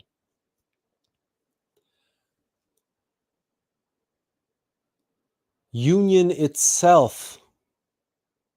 When we describe the 42 and your life beginning from the point of view of living as your being, living for your being, for and from your innermost, you begin that life of service. Your true mission, your true work begins at 42. And you have 21 years to achieve what? To become a master of your work. The first 7 years, you're learning your work. You're practicing it from 42 to 49. Remember, these are not hard-coded times. They're ranges, they're ballparks, these 7 years. Could be a year earlier, could be 2 years after. These are ranges. Everybody's different. And there's leeway in here, right? So if you don't complete this by this date, it's not like, bang, you're cut off. It's not like that. But generally speaking, from 42 to 49, that first 7 years, you are learning now, practicing and becoming what you are here to do. And in the next 7 and 14 years, you have the opportunity to do it and to master it and to eliminate all of the obstacles that are standing in your way of becoming a master of it and becoming a master. This is where all of that old man with the long hair and the long beard stuff comes from, the wise old man. Past 63 to 84 is another 21 years. these are the twilight years where you actually get to be the master and live life as a master. You've achieved mastery. And there's where the wise old man and the old wise old wizard and all that stuff comes from. And why all those stories from the East, the Far East, and India, etc., and China and Japan all speak of these Buddhist monks and masters and or yogis that are, so many hundreds of years old or whatever the case may be, and the wise old sage. They're wise. They seem to know everything, and all the young people, they go to them asking questions, looking for answers. Because our life is organized by the law of 7. But that law of 7 is organized by the law of 3. 21, 42, 63, 84, etc.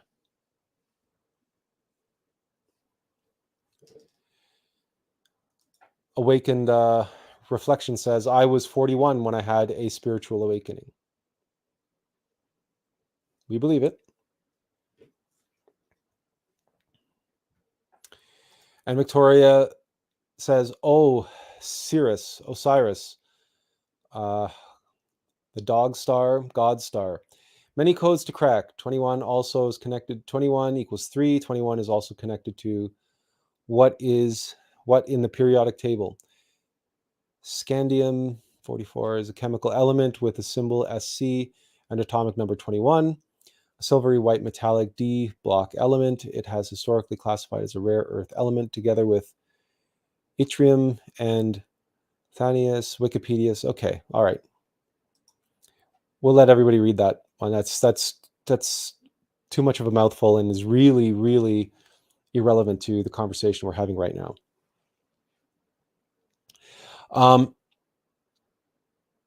So the law of 3 informs the organizational law of 7 because the law of 3 supersedes the law of 7. As we said at the beginning, we said at the outset, the law of 7 is the organizational law of manifestation, but the law of 3 is the organization of manifestation itself. The law of 3 is how manifestation comes into being.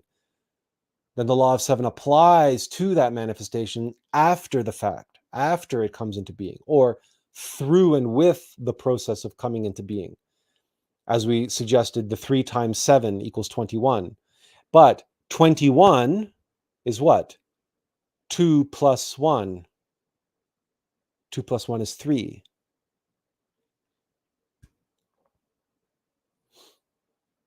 And 3 sets of 21 is 3 times 3 is 9. And 9 is a trinity of trinities. It's 3 times 3. And that is the duration that we have, those 63 years to achieve mastery. That is what we have. And then after that, once achieving the level of master, the remaining years that we have is the remaining work that we have left to do as a master, if anything. If not, we've completed our work and we can disembark, we can disincarnate. But in other practical ways, remember we talked about water, we talked about baffles, we talked about rapids and roaring rapids, and how the rapids and the baffles are what energize the water and what make the water come alive. The same thing is true for us. The obstacles we face, the tests, the challenges, the ordeals, indeed, our own egos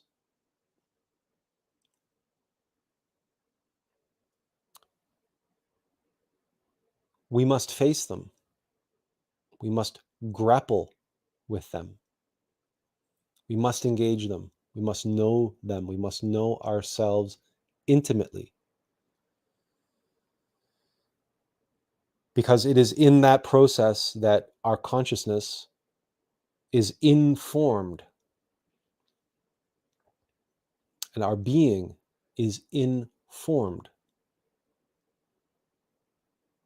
about what we are not. And when we know what we are not, we become clearer as to who we are. Because whatever we believe ourselves to be, whoever we think ourselves to be, is standing in the way of us knowing ourselves. So we really have to know ourselves, including the self that we believe ourselves to be. And the more we get to know that self, the more we realize it is a facade. The more we discover the egos, the psychological aggregates, the legion of egos that are an amalgamation of I's, of desires, of cravings and aversions, which are creating this false self. The more we know that false self to be false, and the more we know the entities, the legion of I's, which are hypnotizing us into believing we are that false self, the more we can break free from their stranglehold over our consciousness. So you see, it's the water running into the rapids, running into the rocks. It's the water running up against the baffles and swirling in around itself that structures and strengthens it and makes it come alive. We speak from experience. We speak from experience when we say there's nothing like battling your own demons to make you come alive. Truly, this is what Joseph Campbell revealed in his heroic journey, which is an amalgamation of over 6,500 stories and narratives and myths and scriptures and religious traditions and stories and folklore from all over the world. Every single one describes a hero that has to leave the village, embark on an adventure, and descend into the underworld, descend into hell, descend into the labyrinth, descend into the dungeon, to go into the Darkwood, to march into Mordor. It doesn't matter. It's all the same story. It's a consciousness descending into the subconscious mind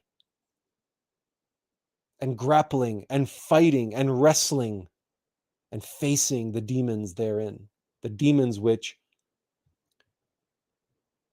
have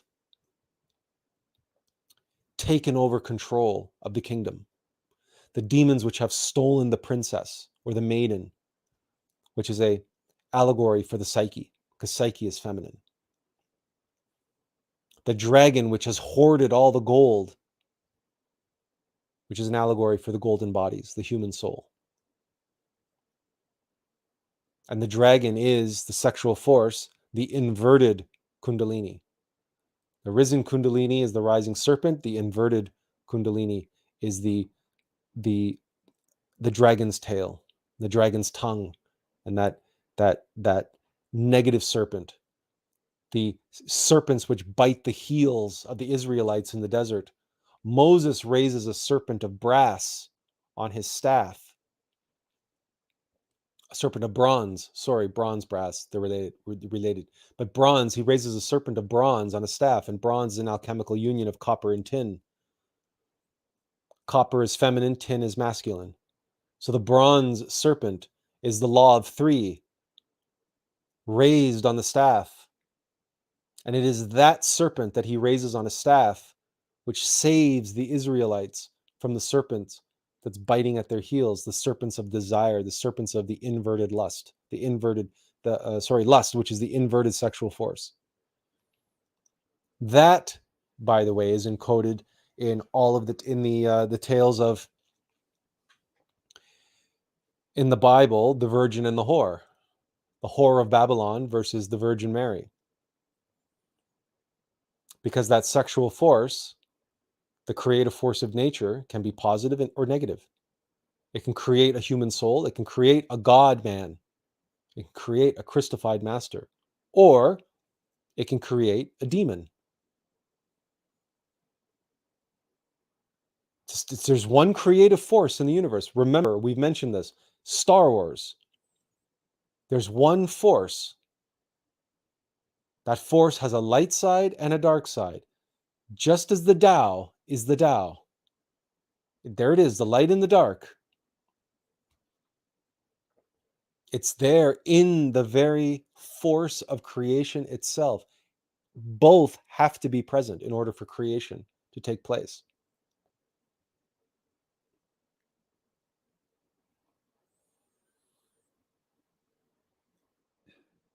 So, for us, even if we're single, even if we don't have a spouse, a partner to practice white tantra with, we have to face our demons. We have to confront them.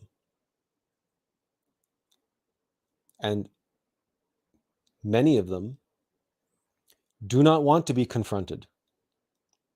Fear, in particular, is a terrorist. Fear hides in the shadows.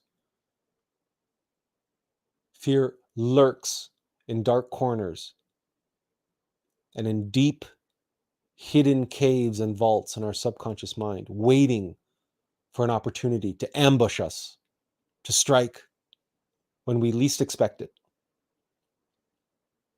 And the rest of the time, fear is in hiding. Why? Because fear fears. Fear fears. Fear can't do anything but fear. And that is why fear is what's behind all of our desire for comfort and security. The comfort and security is what fear distracts us with.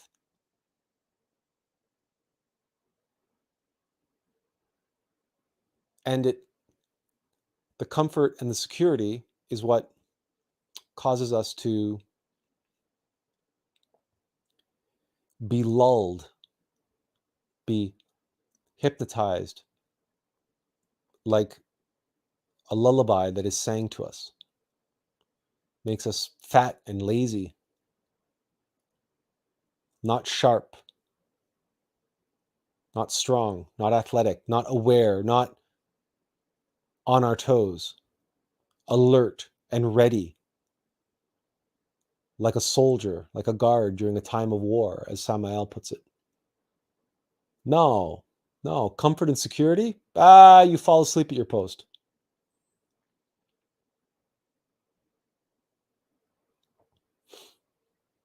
Yes, Victoria, lulled to sleep.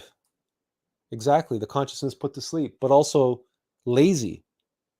Comfort and security makes people lazy. And it gives you that false sense of security. Comfort and security does, right? But it's a false sense of security. The comfort and security was put there because of fear. To get comfort and security does not eliminate the fear. It just masks the fear that's there. And the more comfort and security you have, the more you need, the more you want, because it's never enough. And the more comfort and security you have, the more control you start searching for. Control over that comfort and security, more comfort, more security, more control over others, because fear is behind that desire for control, the desire to control others, the desire to control outcomes, which is what fear is. Fear fears outcomes, certain outcomes, entirely arbitrary for the most part, but always self-serving. That's why fear fears death.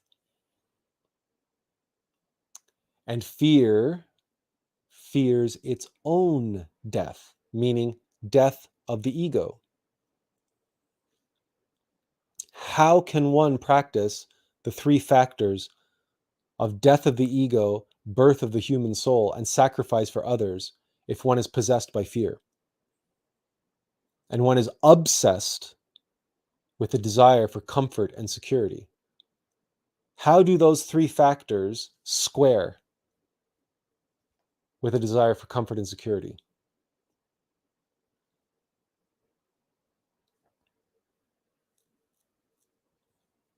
So we have to confront our fear.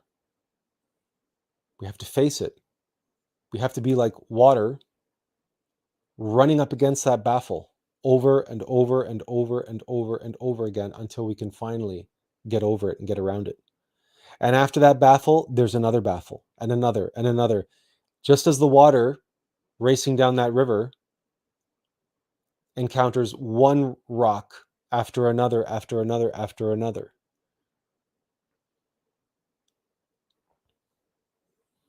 This is the path.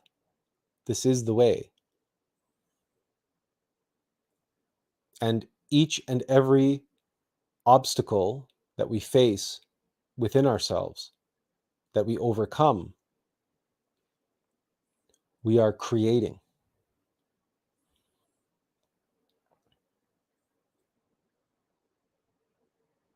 We are pushing forth an expression, an affirmation. And against that, pushing back against that is a negation, a negative, an obstacle. And the reconciliation of that situation is what releases from that circumstance, from the obstacle, that which is related to our true self, and we have a reconciliation. We have a union. We have a neutrality. Because the consciousness that we seek to gain is trapped within our egos. And the knowledge that we seek, the wisdom that we seek, the wisdom and knowledge that we require in order to become masters of our lives, masters of ourselves, masters of the expression that we came here to be.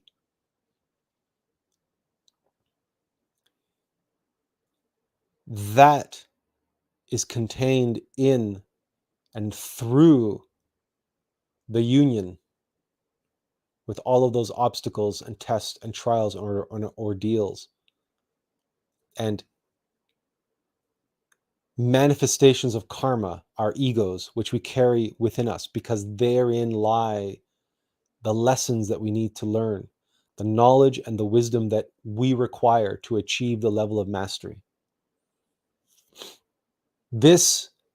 A master must be created. There is no bullshit to be believed that we are all masters, we are all gods, we all just forgot everything, we just need to remember everything. No. This is wrong. This is wrong thinking. This is a wrong belief. Mastery is a process of creation. But creation comes through birth and death and sacrifice. That is the only way. It is the only way. A seed cannot create a tree unless it dies. A seed dies.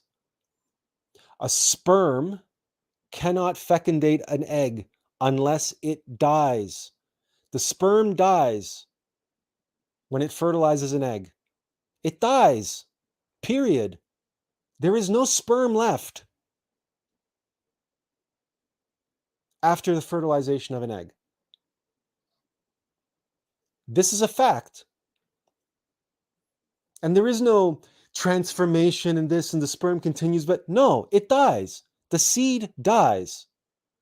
The seed breaks open, cracks open, dies. The egg dies. When a chick hatches from an egg, the egg dies. The chick is not carrying around the egg on his back. The egg is over. It's done with. It died. The caterpillar dies.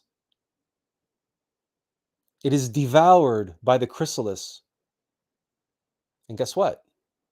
The butterfly is born from the chrysalis, but the chrysalis dies. This is the only way. We humans have this interesting conception that because we can draw something or we can take a photograph of something, that we can create art without anything dying.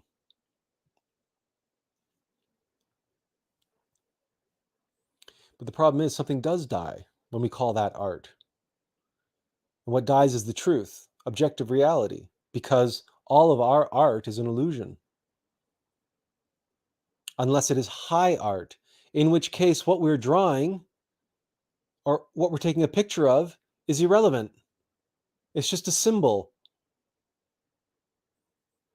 And the essential, objective, universal truth behind it is not in the art. We're not trying to capture three-dimensional reality in our painting. Therefore, nothing dies. Nothing dies in that act of creation.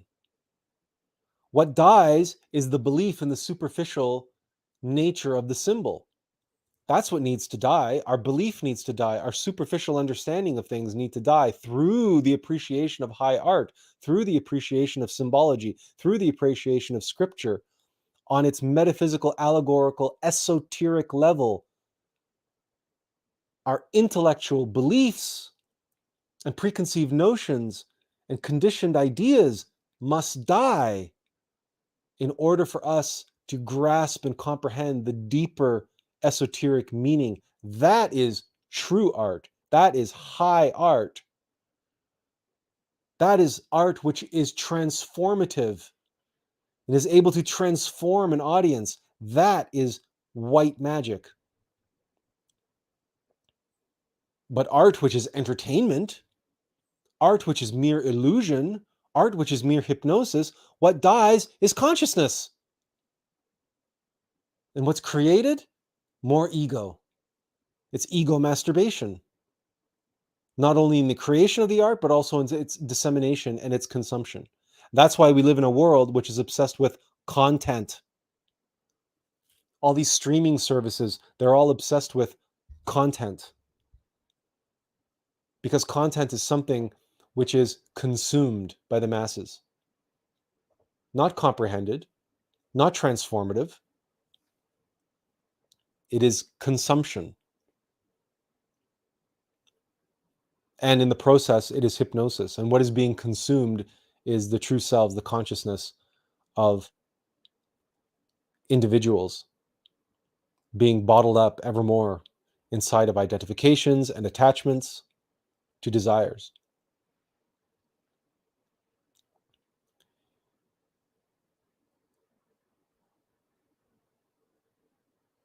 The three factors are always at work in either the upward spiral of evolution or the downward spiral of devolution, birth, death, and sacrifice. Something is being born, something is dying, and something is being sacrificed. What is being sacrificed? Your higher self or your lower self? What is being born? What is dying?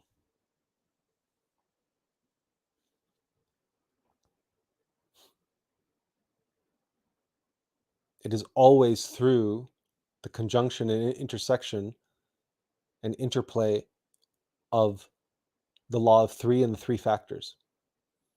Always. Every moment of your life. So we have to observe ourselves. We have to observe and remember ourselves. Not just our innermost being, but our divine mother. Both are divine masculine and divine feminine aspects. And the longing for union with them. As above, so below. And creating the union, that monad, that awakened consciousness, an awakened human being, a true human being. That's why the Sanskrit word yug, which is the root word of yoga, and the Latin word relegare, which is the root word of religion, both mean to bind together. Union. It's right there. Yoga and religion, right there, literally mean union, the law of three. Three as one. Just as in the Trinity, so too in us. Our innermost being, our consciousness, and ourselves, the mortal vessel. And at the next level, the union is between the upper Trinity, the Christ itself, our innermost being, and ourselves, the mortal vessel. Then we are a trinity of trinities. But to be that, we must be a Christified master, and that is far down the path of the Bodhisattva. Many, many rounds of birth, death, and sacrifice in many, many ways at many, many different levels until we achieve the ultimate birth, death, and sacrifice, which is death and resurrection of the body. Sacrifice for humanity, as Jesus showed us. And as many, many, many bodhisattva have shown us, many, many saints, many martyrs who gave their lives for the sake of humanity in the name of Christ.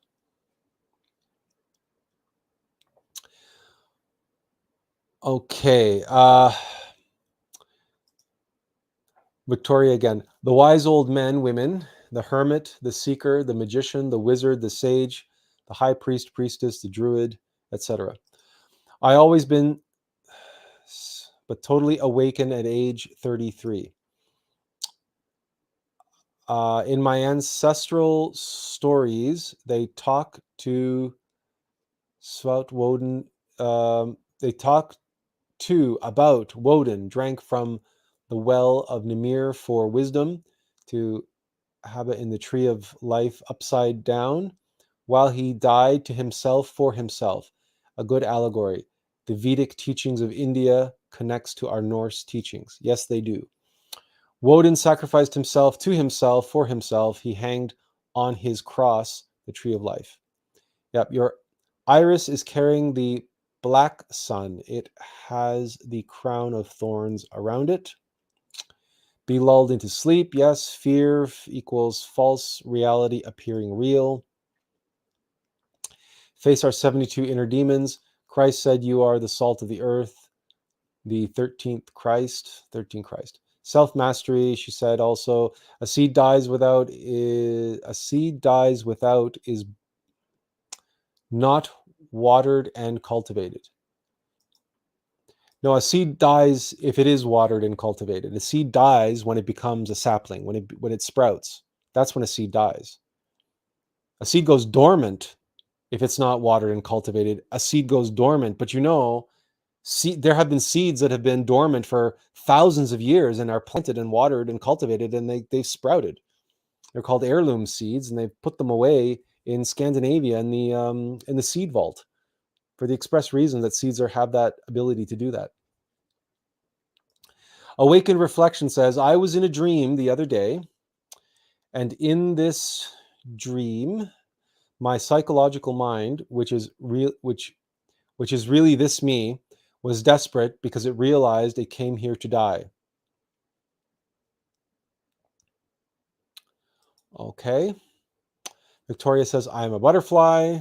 She also says, dogmas must die. She also says, hence, why you have to die to your old self to create a new self, self-mastery through alchemy, Carl Jung, collective consciousness, and individuation, and the Red Book. Victoria says, be the hero. Campbell, battle the dragon. Authentic human being of love. She also says, binding is also a soul contract. We are all lost in the holy lost sea of the Pope in a death note. And finally, yes, now you said that about the seed. You are right. They hid seeds here. Okay.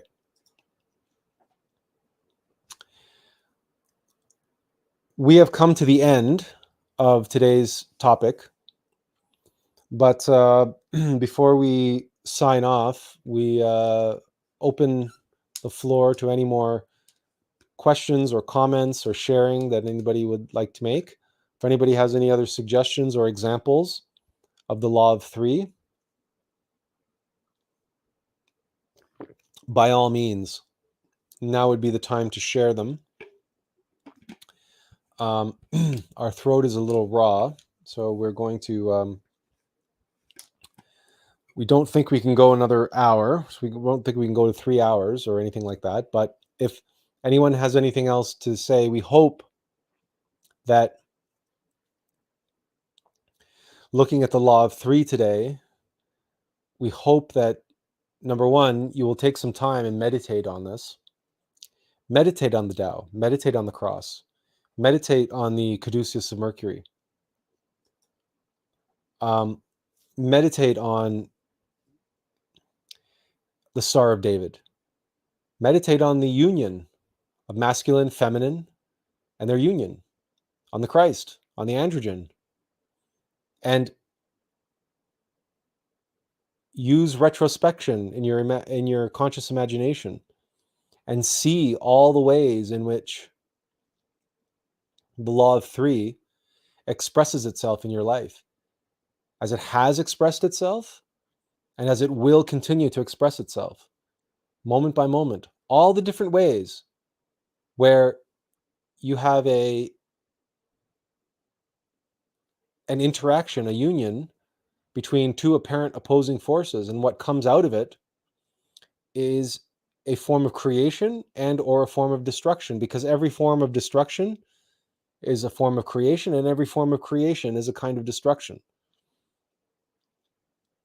And so understanding this dynamic and an appreciation of the three factors of birth, death, and sacrifice in collaboration with the law of three, as we showed in the swastika,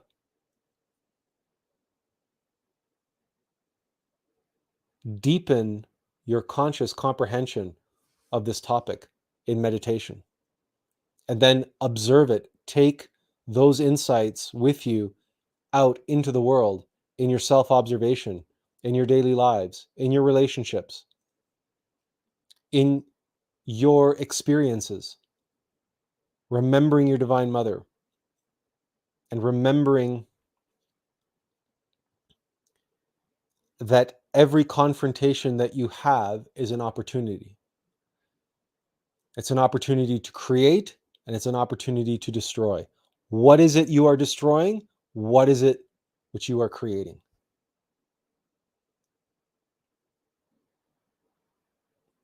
And allow and enter yourself, give yourself to the flow of that process. Victoria says, all is not black and white. It is gray when you merge the yin and yang as one. Tantra is different paths too. Tantra has two paths, white and black. Those are the two paths of Tantra. There is the path of evolution and the path of devolution. The third path, stagnation, is a myth. It doesn't exist.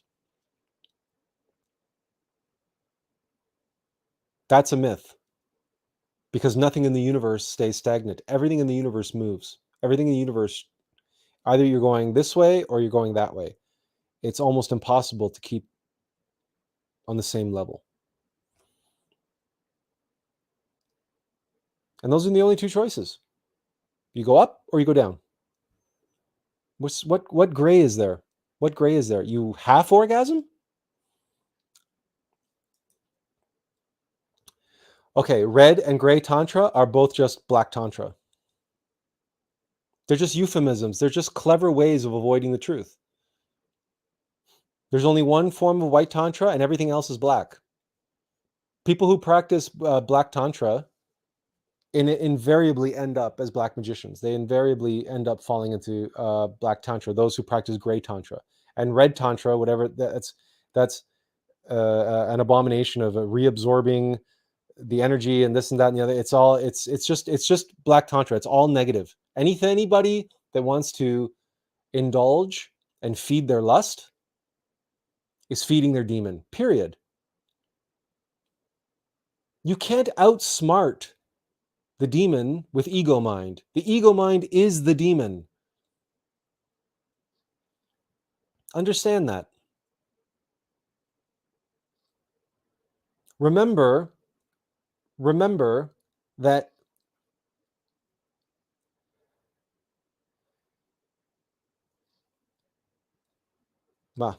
we lost our train of thought.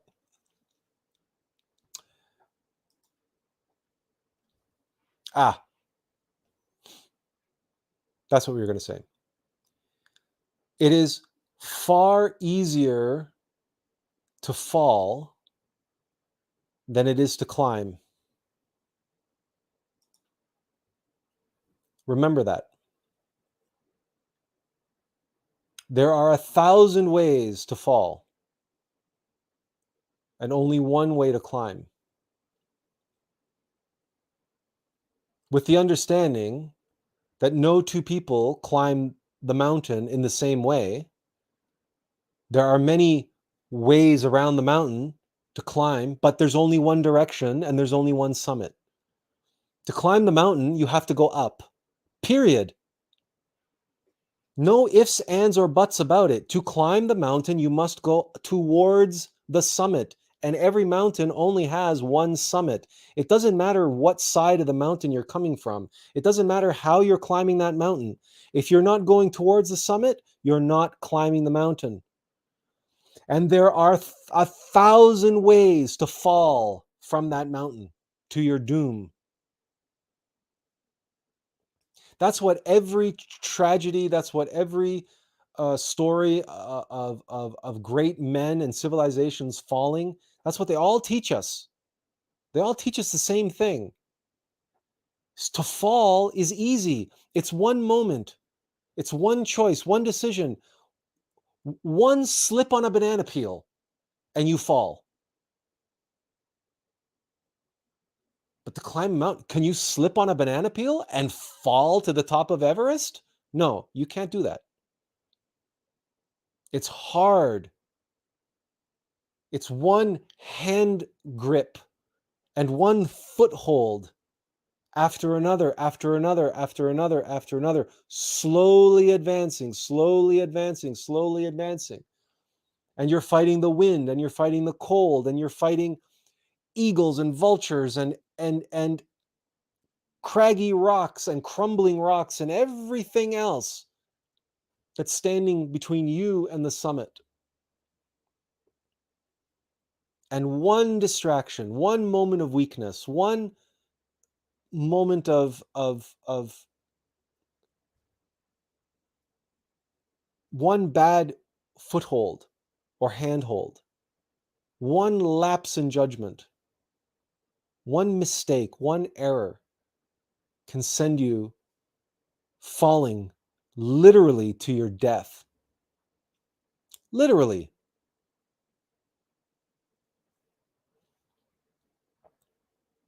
That is the reality of the path.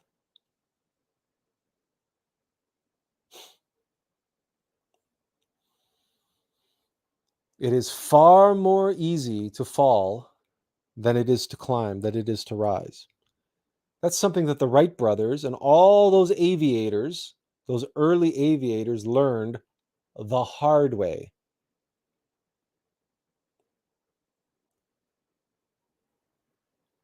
Crashing is easy.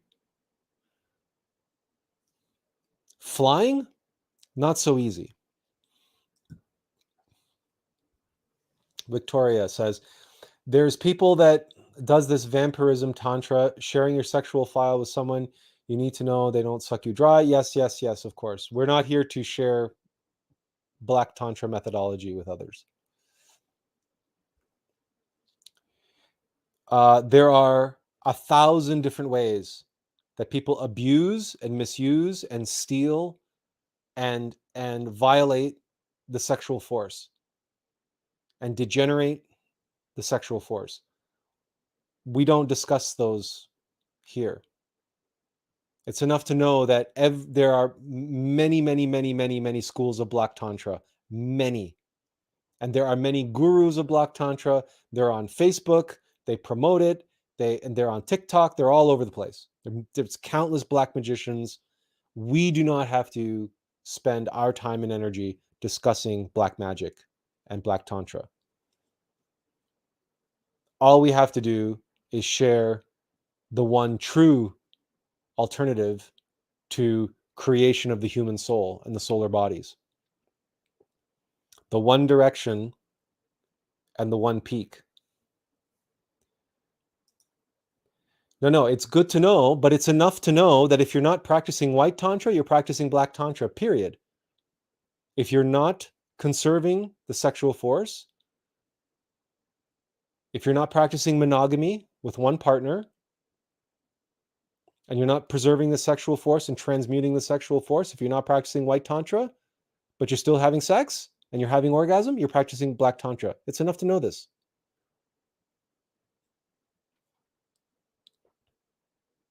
It is so crystal clear that this is the one test that we have when we are in the astral plane to determine whether the being in front of us is who they say they are.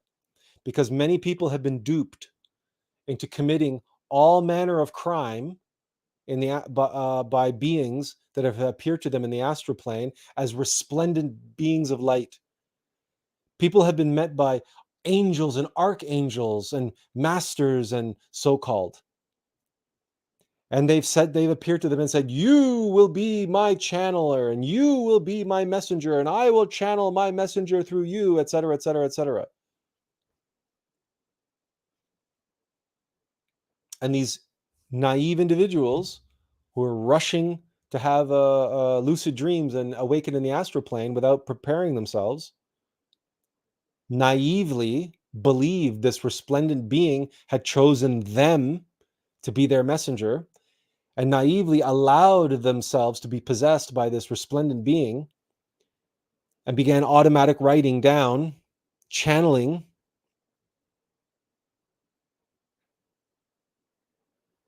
There is one test that we have. If you are approached by any being in the astral plane, no matter how resplendent they look, no matter how glowing and angelic and whatever, you think they're an angel, an archangel, they claim to be whatever, doesn't matter. You know what? If they claim to be an angel, an archangel, a master, or whatever, then you drop to your knees and you say, hail, O Master of the White Lodge, then do me this blessing and instruct me on the proper practice of Tantra.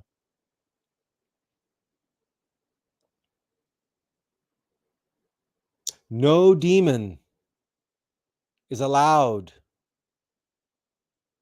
No demon is allowed. No demon is permitted. They cannot, by virtue of the definition of who and what they are, they cannot promote white Tantra. They cannot and will not instruct you in the proper methodology of white Tantra. So if you don't know what that is ahead of time,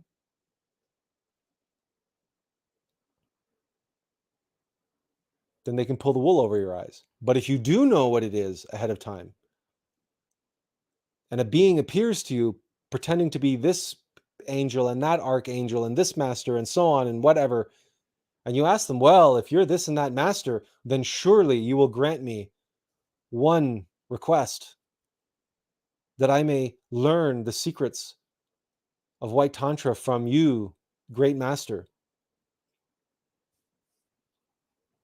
A demon will tell you to practice black Tantra. But what that being will tell you, if they are a demon, is some version of black Tantra. They will tell you to have an orgasm.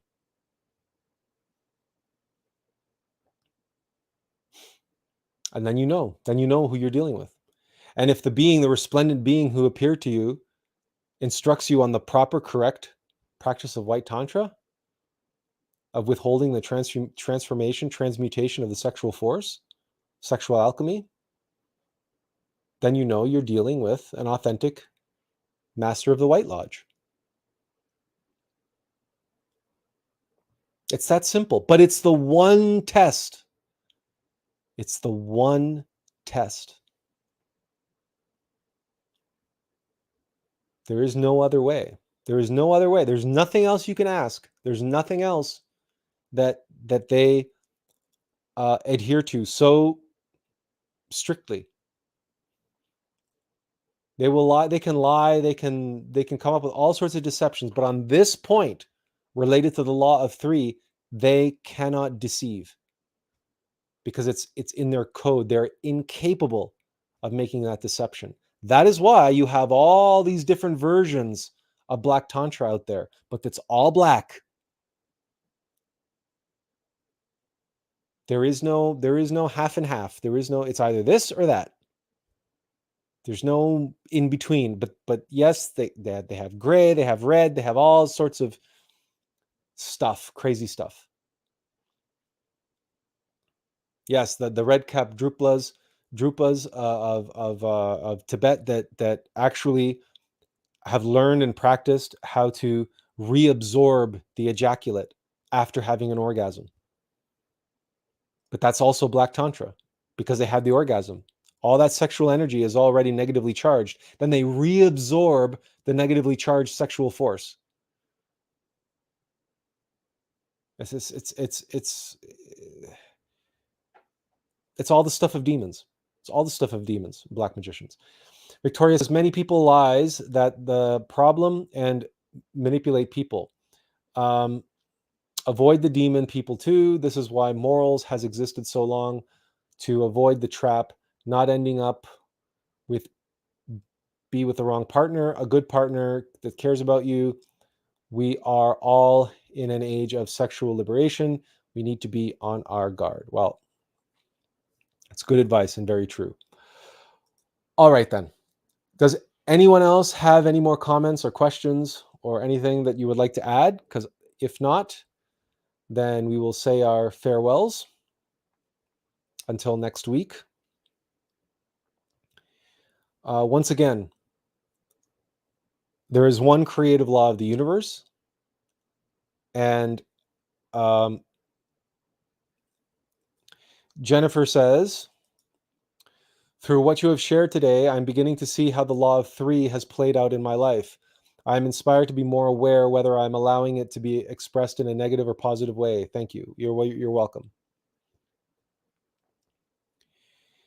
This is our goal. Our goal is, as you can probably tell, right, we've said this before, there are many resources that you can turn to. Glorian.org is one of the best ones, if not the best one, where you can have Gnostic instructors unpack ancient scripture and the tarot and the Hebrew alphabet and all manner of ancient wisdom. And our goal in our ministry is to try to use as little of that as possible, because others who know it better have done it better. Our purpose and our goal is to express it in the most contemporary way possible. And the best way that we can do that is express it in terms of your own life. And we can do that by sharing it expressed in our own life through our direct experience, but also using contemporary examples and contemporary mythologies, modern mythologies, high art, and so forth, but trying to impart to you the knowledge and wisdom so that you can apply it and see it at work in your life compared with your own experience, because that is where gnosis comes from. It's experiential knowledge. We're just here to give you the keys that you can use to unlock the gnosis that is awaiting in your own life experiences.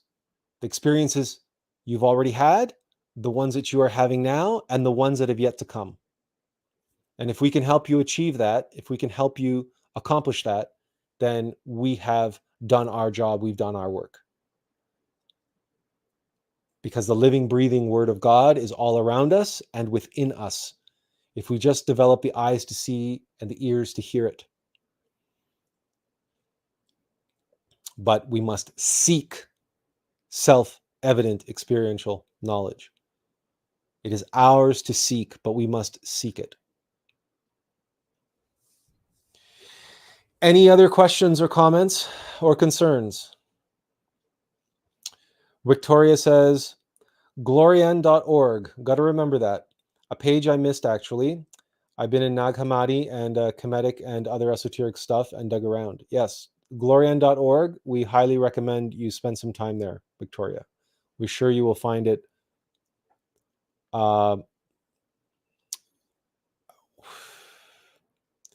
remarkable.